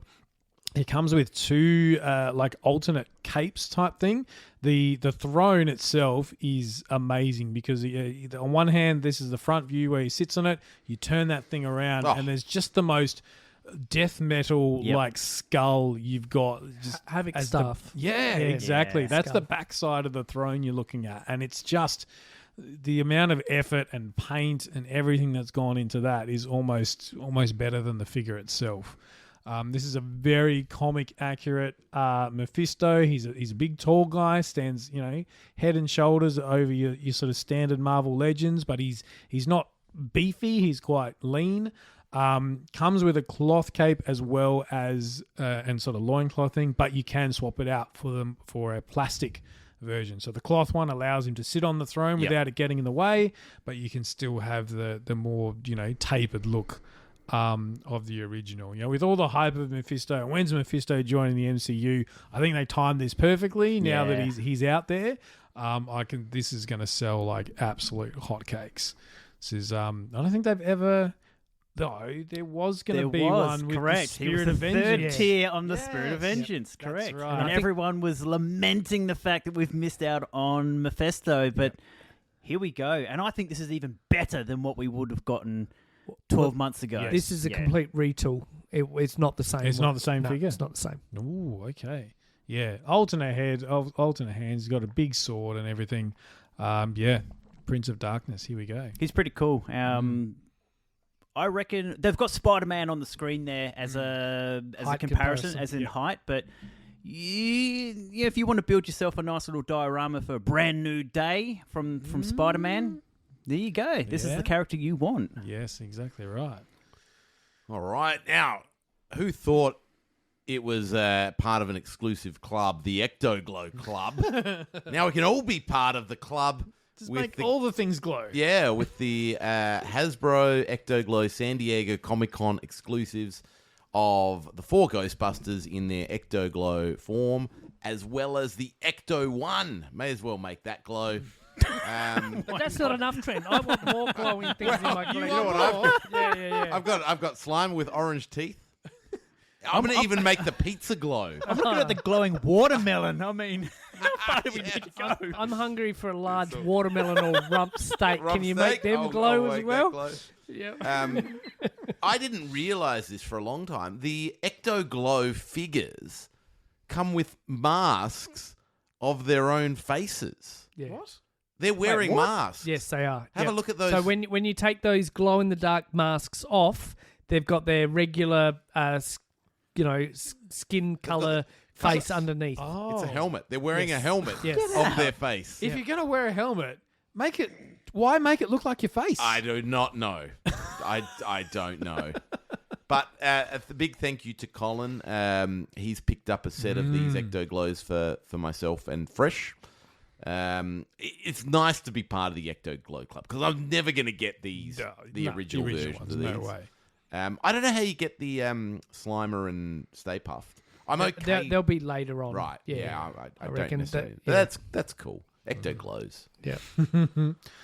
Oh, jeez. Star Wars HasLabs. This is actually scaled to the vintage collection. TVC, yeah. We're getting the LAAT gunship. I don't know what that landing something troops. I don't actually know what that stands for. Bit of an odd one in that I think the first reaction from most people is just go, I already have this. I've got it. There was one that was done several years ago now that is this exact ship. We're talking about the sort of, I guess it's a troop carrier that is seen episode 2, I want to say. Yeah, towards the end of episode 2. Yeah. This one there's some images we'll show later on where you can see it's in scale next to the other one, and it is significantly bigger. I think the original one might only hold maybe two to three figures. This you could put a whole sort of regiment inside of it, but this is a HasLab, so $450 USD, looking for 8,000 backers to get it made, and with the campaign ending on the 8th of September. Few cool things to point out here. It's got obviously a lot more features than the original one. Interchangeable plates you can see there that have different insignia on the side depending on what you want to make it look like. Those are the ball pods on the side that sort of you can put figures inside, and they're like the gun turrets that all sort of rotate. There's more of those guys on the wings. Comes with a couple of the clone troopers. I'd imagine there's some kind of exclusive. I don't know my Star Wars clone troopers They well look enough. like the pilots. The pilots, yep, fair enough. Wait. Oh, I put a little video in here. Cool. Well done, me. Because they had that. It looks pretty cool in. It looks fantastic. I mean, it's like a model of the actual ship. Yeah. This is where the Hasbro team sort of set up this sand. It was just like a glass case with some sand. And we'll what's this going to be? So this is what was... Yeah. I mean, look at that. Yeah, I mean, the detail is incredible. It's pretty cool.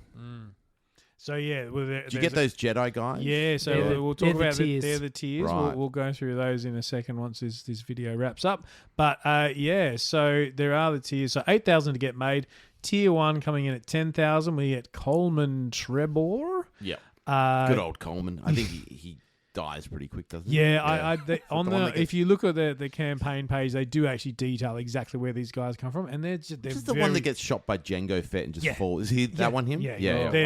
A lot of them are very quick, blink and you'll miss it type cameos, but because they're not just humanoid sort of characters, they're aliens. They've got different features. They do sort of stand out, and Star Wars people want every single thing that's ever appeared on screen in figure form, as we know. So CC Tin. Yeah, tier 2 at 12,000 backers. CC Tin. He's kind of like is that Twi'lek style sort with of the things that come down? A little bit different. Hybrid, More like horns, like a bull or something like that. Yeah. He's got horns going down on the Down-turned outside of his horns, head. Yeah. yep. I reckon he makes it to episode 3. Is he in that final bunch of Jedi who confront Palpatine? Oh, he might be. Yeah, and he gets wasted in 2 seconds flat or something like that. by an old man who clearly is having trouble choreographing that fight scene. Poor Ian McDermott is really He's struggling. done by that stage. He was, wasn't he? He needed a double. What's the least I can do and still look pretty cool? Can I sit down for this? Eating a steak, like Seagal style. My mate Seagal said he can sit down. So I don't want to be sitting in this shot, and I want to be eating. It's a lot of cuts and a lot of editing. And tier 3 at 14,000. It'll be interesting to see if it gets that far. Agent Kolar, who's couldn't tell you where he's from, but yet another Jedi character. Look, I think this is a bit of a risk considering that this ship has already been made. Like if the ship had never featured in any line, you'd go, all right, it is what it is. But this is going to be interesting to see how this goes. Someone actually brought the original one into the con and like sized it up there and then had it sort of Wow. next to it Very and good. stuff. So It is the question. It's the perennial question. Any collector, when to upgrade? Yes. And like, yes, it's bigger. Yes, it's the right scale. But sometimes you don't need bigger. Like I certainly like if they go, oh, sorry, Scotty, we got the actual cat's lair. We made it too small. Here's a bigger one. I don't need it any bigger. It's in scale with the actual Thunder Tank as well now. So You can sleep inside of the the cat's lair. where do you stop, right? Like, because they're toys at the end of the day. Like, I mean, you're happy with your Kenner Millennium Falcon from '78, right? Like, yeah, it's not to scale. Yeah, you have to use I don't your care. imagination. That's the charm of It's it, the isn't charm. it? Yes. So I question what the uptake will be. Yeah, it'll probably back. But is it going to get to 14K? I don't think so.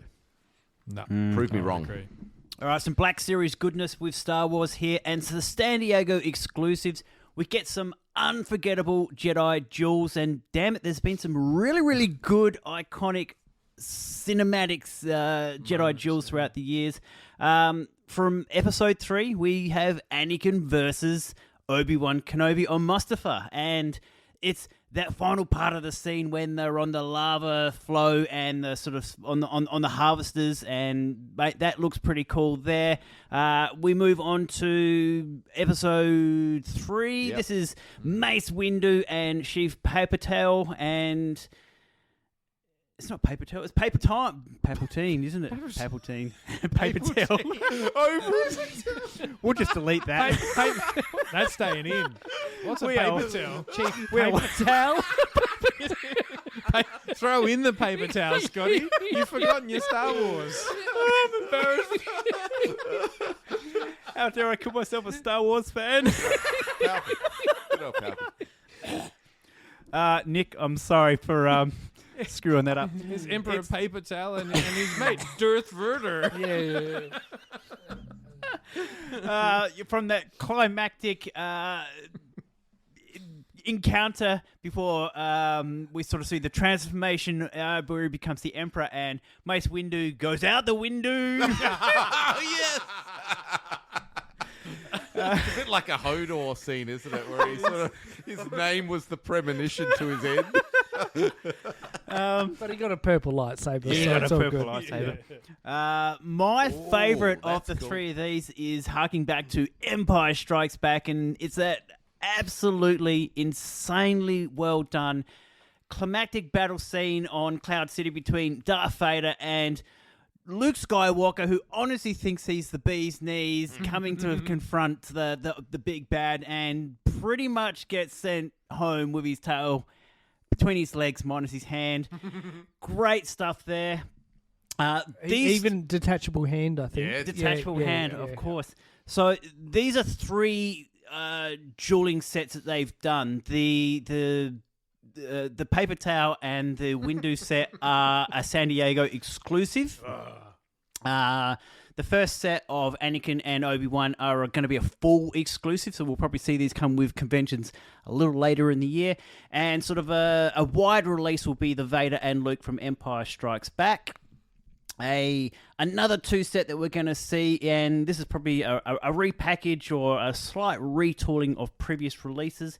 It's Captain Rex and Anakin Skywalker. And these are very much looking like a Episode 3 Clone Wars style representation. From Ahsoka, probably that kind of interlude. Yep. And if you want a nice, innocent pre-Vader Anakin Skywalker, this is what you're after. That looks pretty cool. I don't mind the look of that there. That's nice. Next slide, we've got some 3 individual figures. It's not a Star Wars release without a Boba Fett or Jango Fett representation. Some sort of bounty hunter, Yeah, so Django looks so clean. Yeah, doesn't it? it is. It's like first day in your armor on the day on the job. Jango Fett there. And pronunciation here, Asajj Ventress. When was she from? She's in the Clone Wars stuff, the animated stuff. I think. So she went from like from an assassin to a bounty hunter sort of transformation. That's what's going on here. She comes with 2 of the Sith style lightsabers. Really cool looking figure. Nice helmet representation there as well. I really like this third figure from the Acolyte, and I recently watched the Acolyte. I did steer from it for a while, and I quite enjoyed it. Okay. I'd like to see a second series. I think it's got legs.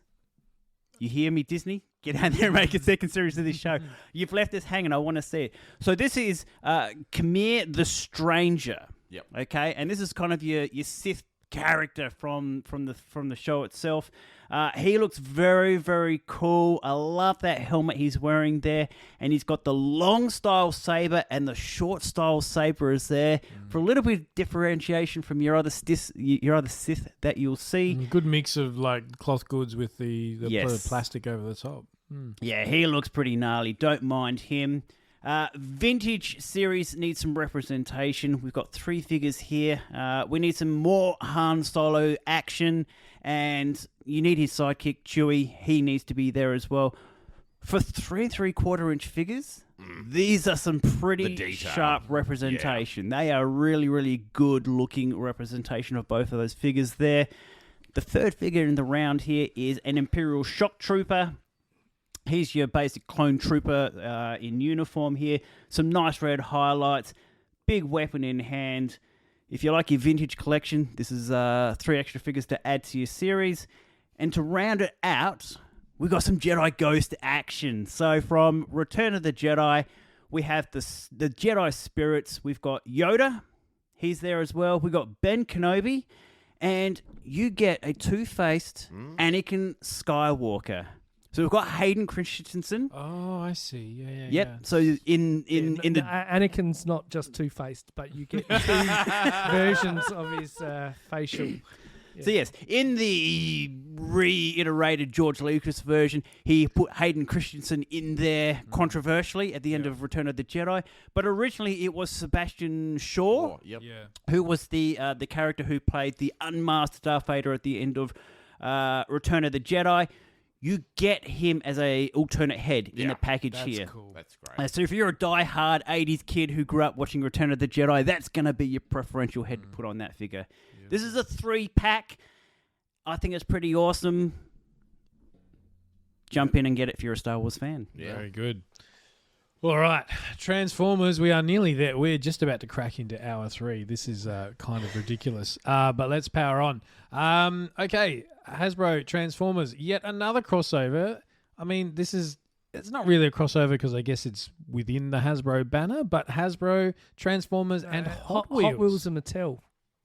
Are they? Yeah, Hot Wheels and Mattel. Yeah. Oh, there you go. Hot Wheels. Yep, Yeah. my, Hot yes. Wheels and Mattel's biggest brand and Barbie. Yep, yeah. You're 100% correct. It's late. So Hasbro and Mattel joining forces yet again. Transformers crossing over with some iconic Hot Wheels designs, but then they turn into robots. I'd say Twin Mill is not. I don't understand where Twin Mill gets such a flagship design. Bone Shaker is epic. That one is absolutely. Everyone had that toy as a kid, right? Everyone wants that toy as a kid. Everyone wants to be that. Yes. I want that as my work ride.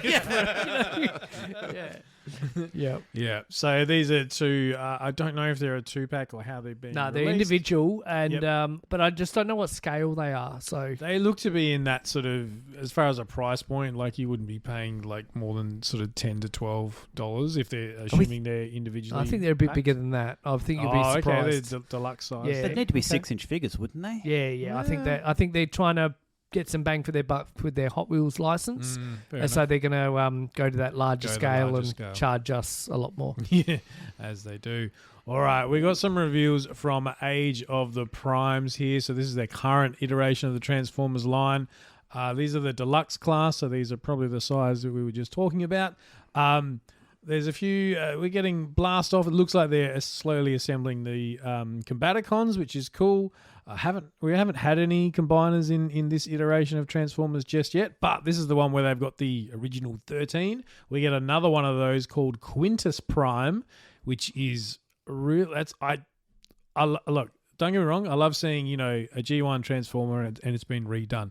This brand new concept, which essentially seems to take that Quintesson kind of look with the snakes and whatever, and turn it into a brand new thing.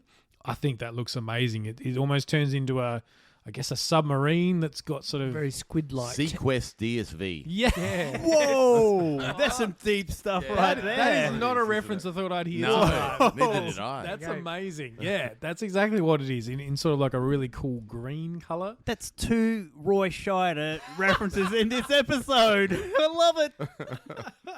Still no likeness for DSV toys from Roy Scheider either. No. Another one we get is Junkion Jalopy, which I think is one of the best names they've come up with in a long time. Junkion with a turns into a car that would not look out of place in Mad Max.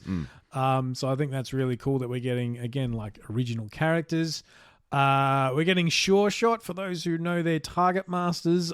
He's one I had as a kid, so that vehicle mode is extremely accurate to the original toy, so I think that's a really, really nice shout. Looks like an RC car. It does, yeah. He's Yeah. got the yellows and the reds Yep. and the orange. It's some real primary color stuff going on there.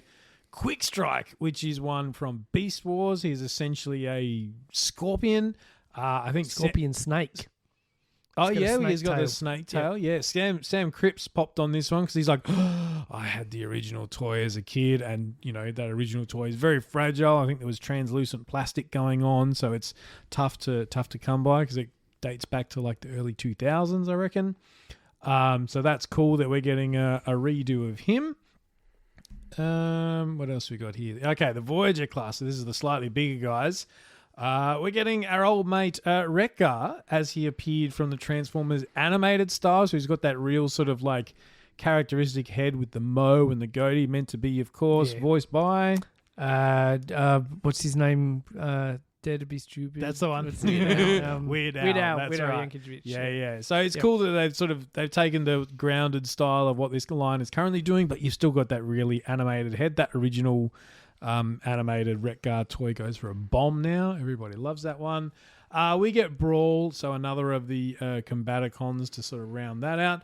And then another of these new inventions, Amalgamus Prime, which is very, I want to say, Robotech almost inspired. Yep. ED209. What did you just say? Yeah, from RoboCop. Robocop. Oh, RoboCop. Yeah. Yep. So it almost, like, I'm struggling to see where his face is in robot mode. Is it that little light at the front, just above his yeah. very shockwave-esque? Yes. I'm not sure, but I just don't understand what it's meant to be. Yeah, yeah. it's sort of even in robot mode, he's got 4 arms, but then he sort of transforms into some sort of 4-armed. I don't know. Yeah. 4-legged Dog. thing. Dog could be. Look, trying something new. I think it's pretty cool. And then we get the big leader class guys. We get Big Convoy, who is the comes from Beast Wars Neo, I think it is, and he turns into a giant mastodon essentially, or a big woolly mammoth with the big massive tusks. Looks very cool. Yeah. These are going to be big and expensive. And Razor Claw, which is a really odd one because I don't know. They must have done it. The what's the blue and white one? Tiger Claw. Yeah.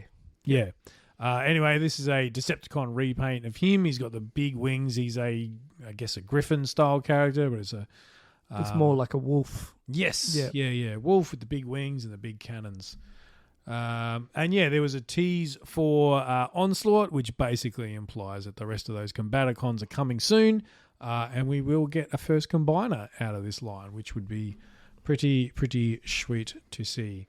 All right, a couple of these Studio Series ones. I'm going to rip through these because there's some Bayverse stuff in here that we really don't care about at this late hour. But the big one that had people talking, I know our boy Nick was keen on this. Windcharger, done in the Studio Series, so Transformers the movie style. So that's one of the last ones. Yeah, he appeared in the movie. He got toasted on the ship, if I recall. Yeah. But he's one of the original 86. He's the original mini-bots. And people, I've seen so much about this character. People are speculating how he transforms because of his robot legs go inside, and you can see the wheels and things. I see. It's a whole new design to that extent. That it's not like Bumblebee or or any of those other characters. So the back wheels seem very large. Oversized. I think it looks awesome. I think he looks so cool. Yeah. So well done. Yeah, the robot head looks really, really accurate to the animation. In the slightly larger scale in the Voyagers, again, they're redoing the Seekers in the Studio Series based on the movie. This is apparently an all-new mold. So people and the Seekers seem to be prone for this. They'll do a Starscream, gets repainted half a dozen times, and then they go, oh, look, we've made him better. They did it in Masterpiece. They've done it in lots of other lines. So people are like, hey, it looks good, but do I want to buy another set of damn Seekers, particularly at that sort of price point? I saw some comparisons of this one as well, and they had them up next to the other one, whatever. I get lost in Transformers vision. But they're so detailed. Like the other ones are so detailed. These ones are really smooth and simplified, and there's a really vast contrast of difference.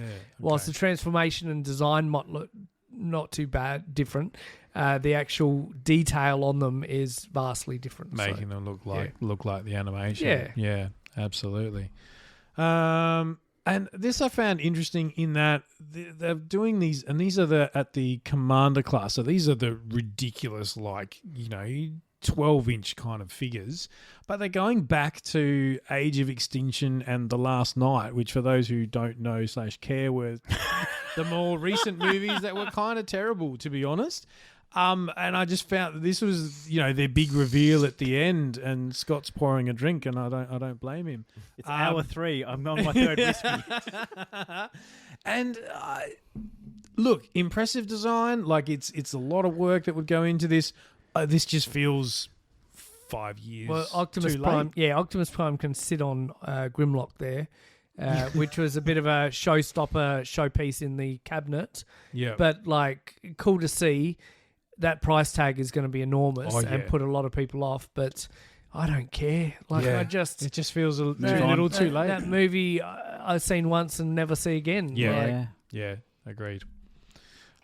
This one was cool though. This one's for the Armada fans. I think, recognise that. Yeah, I think Malcolm Hobbs would be into this. So this is based off Nemesis Prime. Nemesis Prime, as we know now, is the black or sort of dark repaint of Optimus Prime. But he came from Armada back in the 2002 thereabouts. Yep. So this is them redoing him. There was no details about how to get this guy. It's likely to be a PulseCon exclusive, people are speculating. But the cool thing is he comes with the Minicon team that forms the Saber Sword, which was a big part of the Armada lore. Those 3 mini-bots, apart from having alternate modes, also combine into sort of like a crazy powered-up sword. It's hard to see on these pics, but Nemesis Prime does have a bit of a scarred-up face. It's not just a straight-up repaint of Optimus. But I thought that's a pretty cool. Again, you talk exclusives, and I think that's a pretty clever. Yeah, there you go. There's the sword. Cool. Yeah. Doesn't come with a trailer like the original. No, it does not. Yeah, I think at that sort of price point, I don't know. You could really chuck a trailer on there, to be honest. Yeah, right. Okay. I'll go through these very quickly. G.I. Joe, Classified's getting a bit of love with Sci-fi. He's I think, look, these are great. They're all, you might go slightly muted tones, not quite as bright a green on Sci-Fi as the OG, but they're very faithful. You've got a Grim Viper. I think he's somewhat of a new creation, but I could be wrong. Look how big his Gatling gun is. That's wicked. Massive Gatling gun. We've got Mainframe. He comes with all his hacker gear, alternate head with a cap, which is really cool. And the one that I had as a kid, Wetsuit. So I'm really excited. Actually, really excited by this one. He's sort of like a scuba gear. I never would have picked that from the name. Yeah, that's right. Yeah, that's right. It's when they run out of. It's like us coming up with nicknames, isn't it? There's a Cobra Scorpion 2-pack. That looks cool. That's so cool. And it's like, Cobra has the most crazy kind of, sidekicks. Yeah. Alligators and they don't just have like a dog that you can train. So this guy, he can't train this massive cobra, so he's just got this big pike that he kind of just tries to push him like out of his way and into the Joe's. It's not a cobra; it's like an oversized scorpion. It's an oversized scorpion. Yeah. It's a 6-foot scorpion in scale. Like, it's cool. I like it. We're getting a 2-pack, which is a beach head and quick kick. Kind of like they're in their Night Force get-up, so that's a really cool set. There is a Pythona. She is amazing. I think it's some sort of exclusive, but yeah, that's so cool. Couple of different heads. Look at all the accessories she comes with. Yeah. Like they are That's a just deluxe so figure, organic and things. I think this is Cobra La La La. Yeah, I think this is only the second time she's had an official release. Yeah. Or Yep. third okay, time. Right. She had a sort of modern one. Just quickly. Oh no, she never got an original one. No, So not yeah, in the it's only original. the second time. Yeah. There is also a sort of base, a little mini base. It's called the Steel Core Sentry Modular Defense Post. Say that 3 times. Yeah, exactly right. But and I think this is the modular. I don't know. Might be the Joe one, but there'll be a Joe and a Cobra one. You can interchange them. You can add them. Like so, you can build them up. You could join them together. Okay, So it's cool. modular, so that's all fun. On to the next one. They did have the Snowcat out and about and on display. He looked that vehicle looked really cool. Couple of other things. There's what's this one? Couple of 2-pack of some of the green shirt kind of guys. They might be repaints of a couple of the characters. And then there's this. Is it Toxie Viper or something? Yeah, it's like a Toxic Viper. This What guy it looked is- insane. What it is, right? So it's Crystal Ball. Yes, Crystal yes. Ball has his magic powers of kind of like. I think they're releasing some sort of toxin or vapor, and it induces fear toxin. Yep. And he is a viper that can kind of like manifest these different like heads, so it can have like a werewolf head or a cobra head.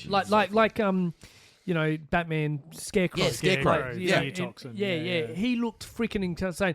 Like very zombified. He's got the wolf from Snake Eyes, repainted glow in the dark. He just looked so cool. Everything from python heads to wolf heads to massive. crossbones, He's even got flame effects to show the toxin going out in the air. Yeah. Toxin that all glows in the things. dark. It's all glow in the dark. Yeah, it looks so cool. Like I was like, oh, the G.I. Joe's cool, just watching it. He came on the screen. I'm like, damn, bro, that is incredible. And they were so excited to show it because they're like, from all the green characters and all the regular real army characters, this is so science fiction. Yep. Yeah. And then they do the kind of up and coming. They just show a sort of file card picture. So we're getting Lifeline, Night Viper, Hit and Run, and good old Big Lob, who I reckon he can throw a grenade. I reckon that's his special thing. talent? Yeah. Okay. Good to know. And there I put him in there. That's him Look with at the that. Python head attachment. You can see Crystal Ball in the background with his sort of Cthulhu style mask on. wowzers. And there's the Snowcat fighting the polar bear. That looks cool. I like it. It's a That's really big. fun vehicle. When you look at those 6-inch figures, that's a big vehicle. Yep. Oh, dang. All right, Jam and the Holograms. We had Jerica and Synergy 2-pack in their sort of regular attire. street clothes if you want. I believe that was a San Diego Comic Con. I'm sure Truly Outrageous is all over that. Yeah, you can get it on Pop Culture at the moment. Cool. Nice. Yep. But more excitingly is the original music and reimagined songs on vinyl for the first time. So this is something that I think the fans have been screaming for, all the music and things on a proper album.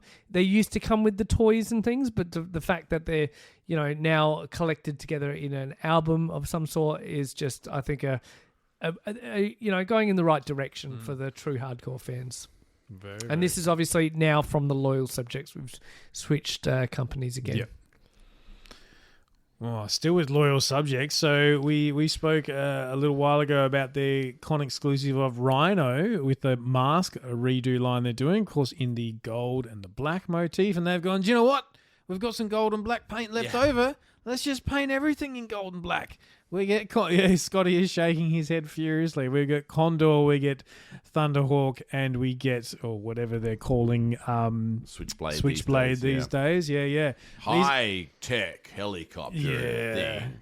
These are classed as released under the banner of 40th Anniversary Edition, but essentially it is the toys you already know, all done in gold and black. This is paying off the mechanics. Yeah, definitely. They've got the sculpts. They're trying to get value out of it, but they don't make much sense to me. This color scheme. There's no reference. The whole thing about Mask, other than the transformation of the iconic vehicles, is the colours of the vehicles themselves. Yeah. They jump off your shelf. They look so good. I think what Ramen Toys did with the Decepticon colours and the green and purple there's a Neon Genesis Evangelion thing, that looked awesome. I wanted one of those.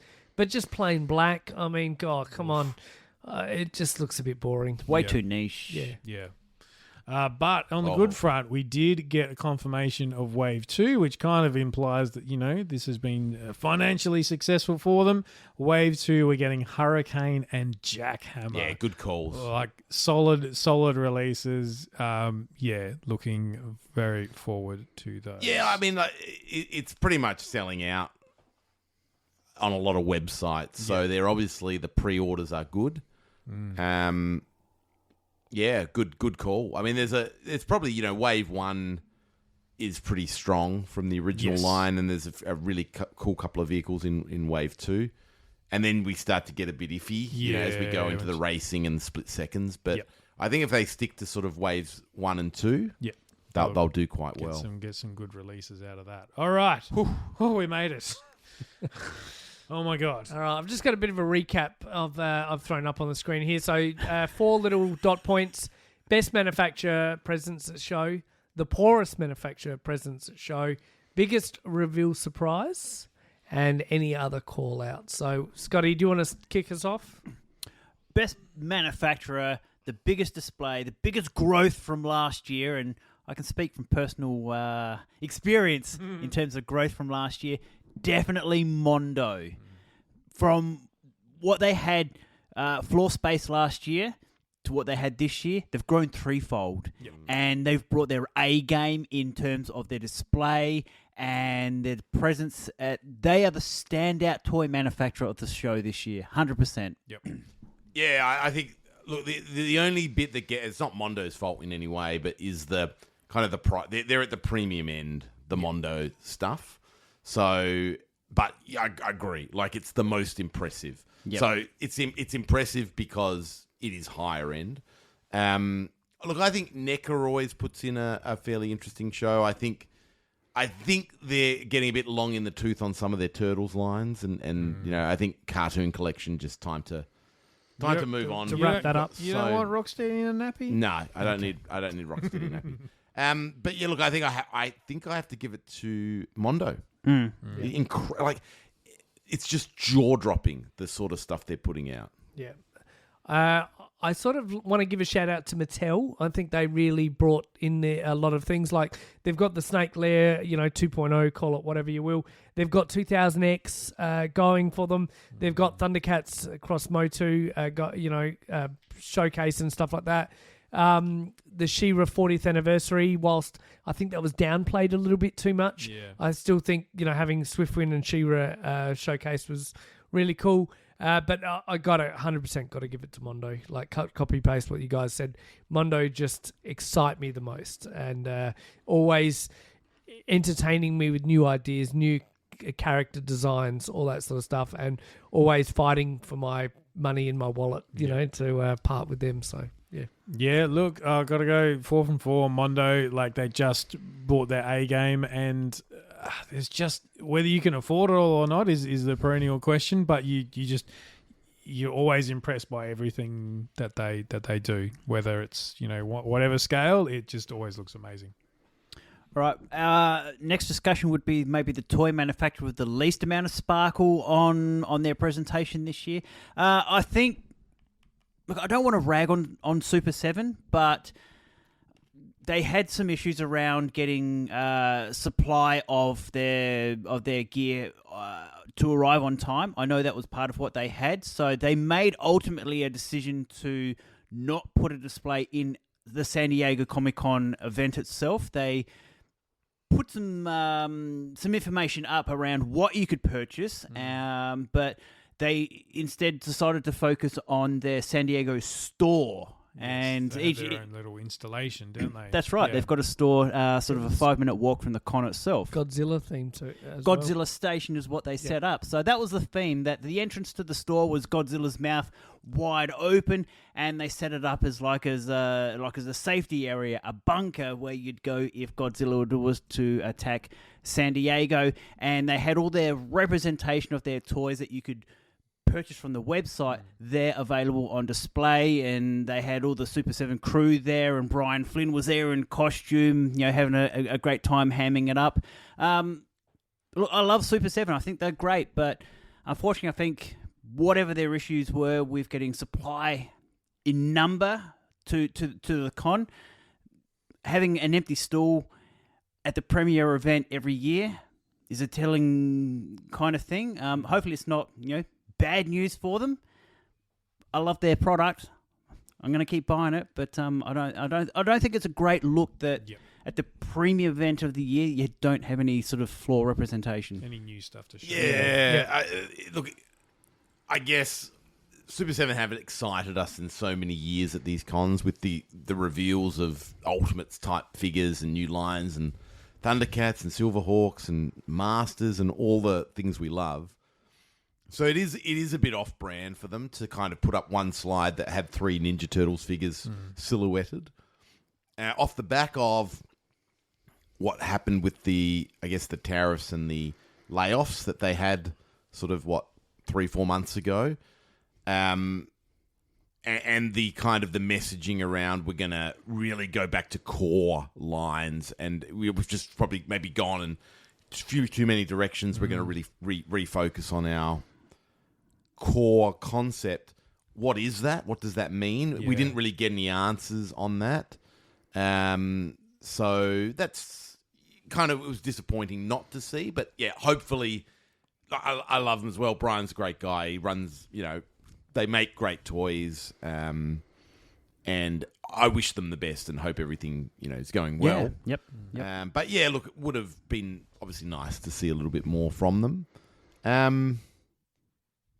Yeah, the other stuff, like I felt like every company put something kind of good or interesting or were excited by the products they were putting out there. It probably does. I'll let you guys finish off. I sort of have, I don't want to take up too much time, but we did have some sort of Patreon comments around, I mean, how long can this sort of go on for? How much of this stuff can be put out there? When does the bubble burst? And it seems like there's no real signs of slowing down. But I feel a bit of, I don't know what the word is, almost like overwhelmed or some sort of fatigue. Maybe it's a combination of so much new stuff and so much stuff that is kind of variations on stuff we've seen before, that there is sort of like a fatigue or an overload factor, and you sort of go, oh, I don't know. I feel maybe a little bit differently. Maybe that's where I'm at with my collection, but I feel a little bit differently. Maybe 5 years ago I would have gone, this is great, because there's so much stuff. Now I'm like, there's so much stuff. Yeah, exactly. True that. I'm not going to talk about Super 7. It's been waxed and lyrical enough. My sort of thing is that when I watch all the Pixel Dan videos, I've been watching them for 10 years, right?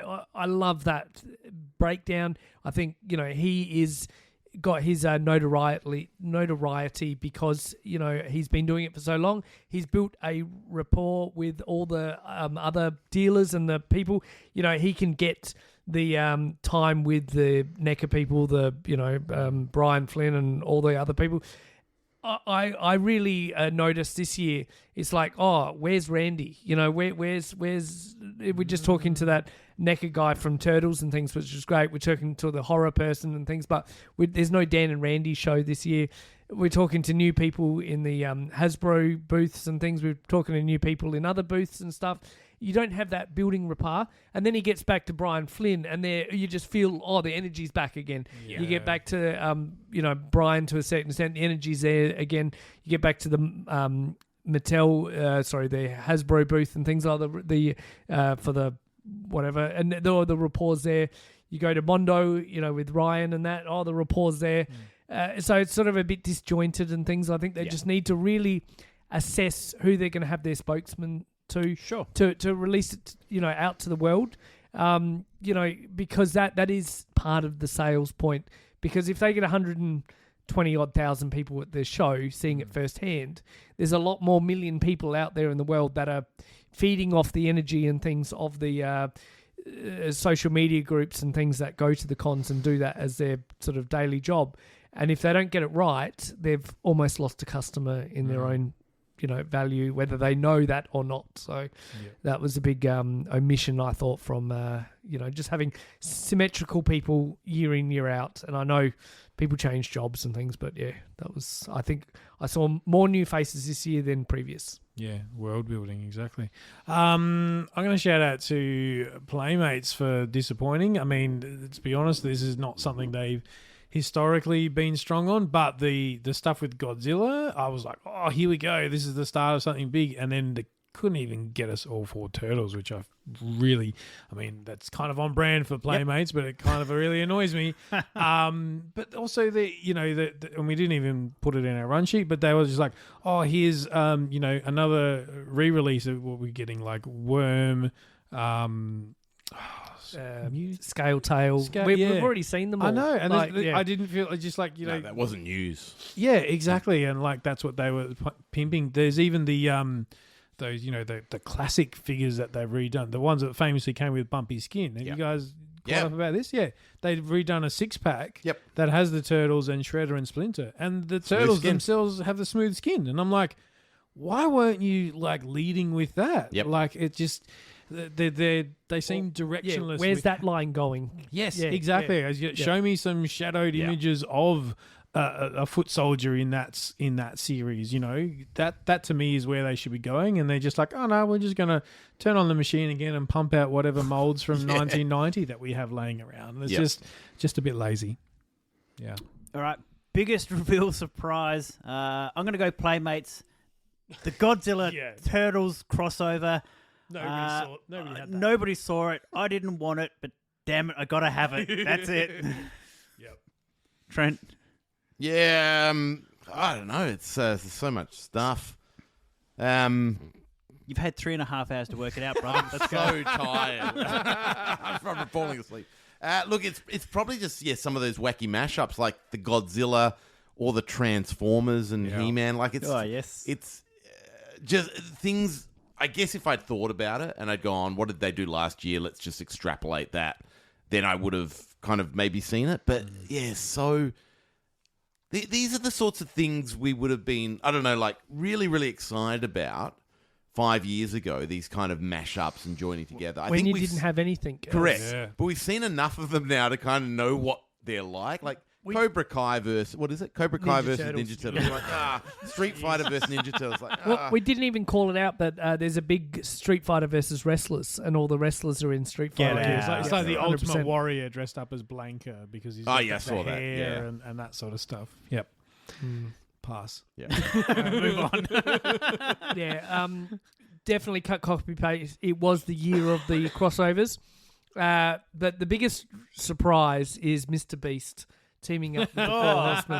I just, That's true. I It's so cannot, weird, isn't it? Did I anyone just see cannot that? Yeah. wrap my head around what market is buying that. Like, Yeah. what sort of father figure is going to be like, Nah. now, son, I can have a Mr. Beast while you're watching Mr. Beast. Like, I understand from aesthetically, it's a cool-looking design, 100%. I won't argue with that. But wouldn't I rather spend that money on something else? That's not a small figure either. Like, yeah, I just don't understand. I understand money talks. Good on them. Four Horsemen are some of the best out there. But Mr. Beast, Four Horsemen. It's not for a weird us, though. I think that's the thing is Mr. Beast has a market that is just not us. And it's so big, even if it's mostly kids, there's going to be people that want that. But stay in your own lane. Stay in, stay in there. He's got money. He can go to whatever lane 5 he to wants. 10-year-old, Yeah, it's odd, isn't it? Years. That Mr. Beast toy is like a 20+ toy, year old. Like, It's a high-end collectible. it is. Yes, Sculpted by the yes, best. Yes. Adult collector should say on it. For me, it was probably Mephisto from the Marvel Legends crew. Like, it's been a long time coming. We thought it was gone. And in light of, the new Spider-Man movie being confirmed as Brand New Day, it all kind of makes sense. There was a absolute teaser of a teaser trailer that dropped the other day. It's literally 9 seconds, and it is just these super close-up shots of Spidey's new outfit, and it's to the point where it's so close you can't really tell. Am I looking at a shoulder? Am I looking at a leg or whatever? 9 seconds. That's all it is. But I thought it was great. As you said, Ben, it's a whole new sculpt. It wasn't that figure we were going to get. And that throne, out of context, you could use that in with some of those horror characters we mentioned before. It's just amazing. I thought that was a really good, strong reveal.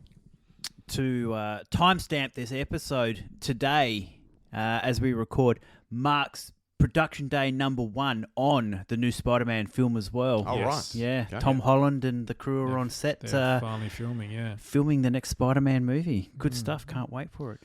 Any other call-outs, Scotty? Yep, 100%. I have to call out the effort from the Lego team at San Diego Comic-Con. Of all the things I did not ever expect to see would be a minifig scale representation of the San Diego Comic-Con complex. Yeah. complex. Yes. To scale. And the first reveal was cool, here's the outside of it in all its glory with people out the front lined up and mingling and doing all that sort of stuff. I'm like, man, the amount of work that would have gone into that is insane. And then they pan around to the other side, and it is a full-scale layout of the interior of the ground floor of Comic-Con, and I'm like, damn, you have blown my mind. That is insane. Incredible. And to quickly wrap it up, anyone who came through could spend a bit of time there and build a representation of a toy store or of a stall. And if the guys from Lego thought it was pretty cool, they'd add it to the actual floor plan. Yeah. Shout out from me. I just want to relay some information from Colin Betts, who was talking about the HasLab exclusives, or the what is it called? The gunship. Hasbro Pulse? No, sorry, Pulse. So they had a whole heap of things go up on Pulse. All right. Right. Yep. And this was just what was easy or hard to get. So the Cold Slither, that was the one with the gem sticker on the gem back. sticker on the back. Yep. This is the Dreadnoks. The Dreadnoks playing in a rock band. Sold out in 60 seconds. Damn. So he had it in his cart, and then it went, and then they put it up again, and it sold out in 60 seconds. Oh, my God. And then eventually, I think he got it third time lucky. Well done. The Jetfire Void Rival set yes. came up, took some hunting to find, but that was easy to get. The Ghostbusters 4-pack, so the Ecto Glows, seem to have no limit. You can order as many as you like. Excellent. And the Ecto one has been available since the weekend. I don't know if that's sold out. I might have seen on the Discord that might have sold out. Not sure. And then the Marvel Snap 3-pack with Rogue was gone in a heartbeat too. Transformers Hearts of Steel, Megatron, and Bumblebee were easy to get. So final thoughts on that was just, great that they're available online, but proved challenging in some instances. Yeah.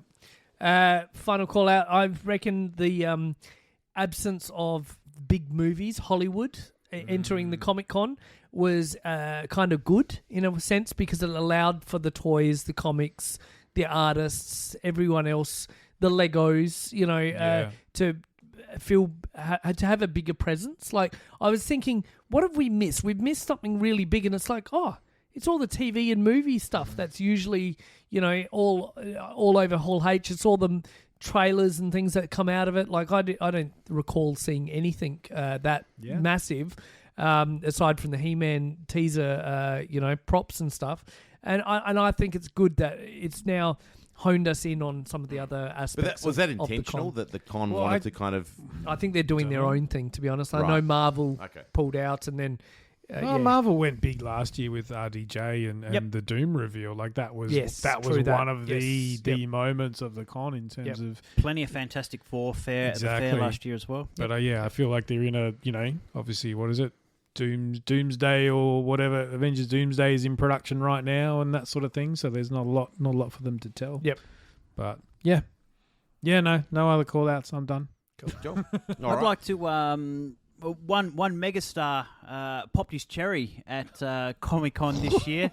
After 50 years, George Lucas, he was finally arrived at Hall H on a Sunday, and he got the biggest crowd ever. For a Sunday. Absolutely. 50 years, film production, Star Wars, Willow, Indiana Jones.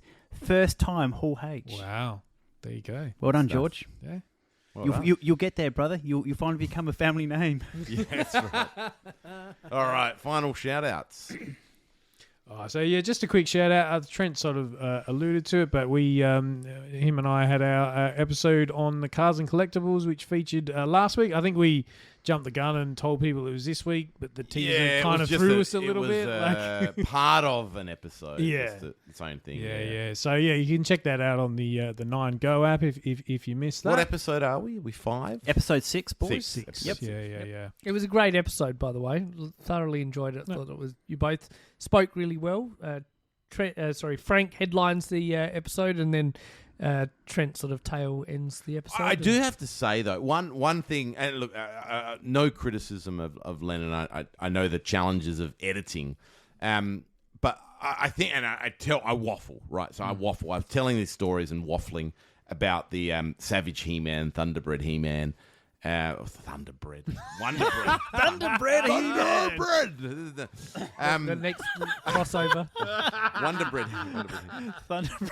And the way I told the story was I sort of said, like, for a long time, people thought it was this Wonderbread promotion that you'd cut out the coupons and send it in from your Wonderbread. But it was, it was later found out that it was actually this proof of purchase thing. You purchase 3 Barbies and send it in. But when it got cut, it made it look like I just focused on it was Wonder Bread. Like, and it was sort of obviously because I told the journey, he was trying to pick out the bit that he could. So I watched it. I'm like, oh no, this is. Now I sound like an idiot. Well, not to the like. No. It's not a massive deal. To sort of the non-hardcore, but to the absolute He-Man people fans who know that they're going to be story. like, it's not right. Yeah, he's got on there and he hasn't said it. But anyway, that's what happens with the editing. But it was a great little showcase. Yeah. I thought it was really good fun. Probably one shout out that's not on our run sheet is this Friday is of course Radical Rewind. Oh right, Wayne's World. Yeah. Costumes are ready. We're nice. We're good to go. Well done. Get some microphones, some singing. You going to do some singing? Bohemian Rhapsody. Yes. That'd be good fun. All right. So, 9th year celebration starting on the 1st of August, so a few days in already. Please send me your pictures or message the Toy Power page for to be in line for the collection sharing. We want to keep that going as long as we can. You would have seen it on the Instagram and on the Facebook pages. Send them to me or send them to the Toy Power podcast page. Big, small, it doesn't matter. Let's get them in. Thank you. All right. Brilliant. On that note, we will wrap this episode, this extremely long San Diego Comic-Con 2025 recap. Thank you, everyone, for tuning in. And to all our patrons, thank you so much for your ongoing support. Chatter on the Discord. Stay safe, take care of one another, and we will see you around the toy aisles. And until next time, good journey! You can find the Toy Power team at all the usual online places. Facebook.com/ToyPowerPodcast, at Toy Power Podcast on both Twitter and Instagram, or have your say and email us, toypowerpodcast@gmail.com. Subscribe to the show on both iTunes and Stitcher, and please leave us a review. Otherwise, we just assume we're awesome.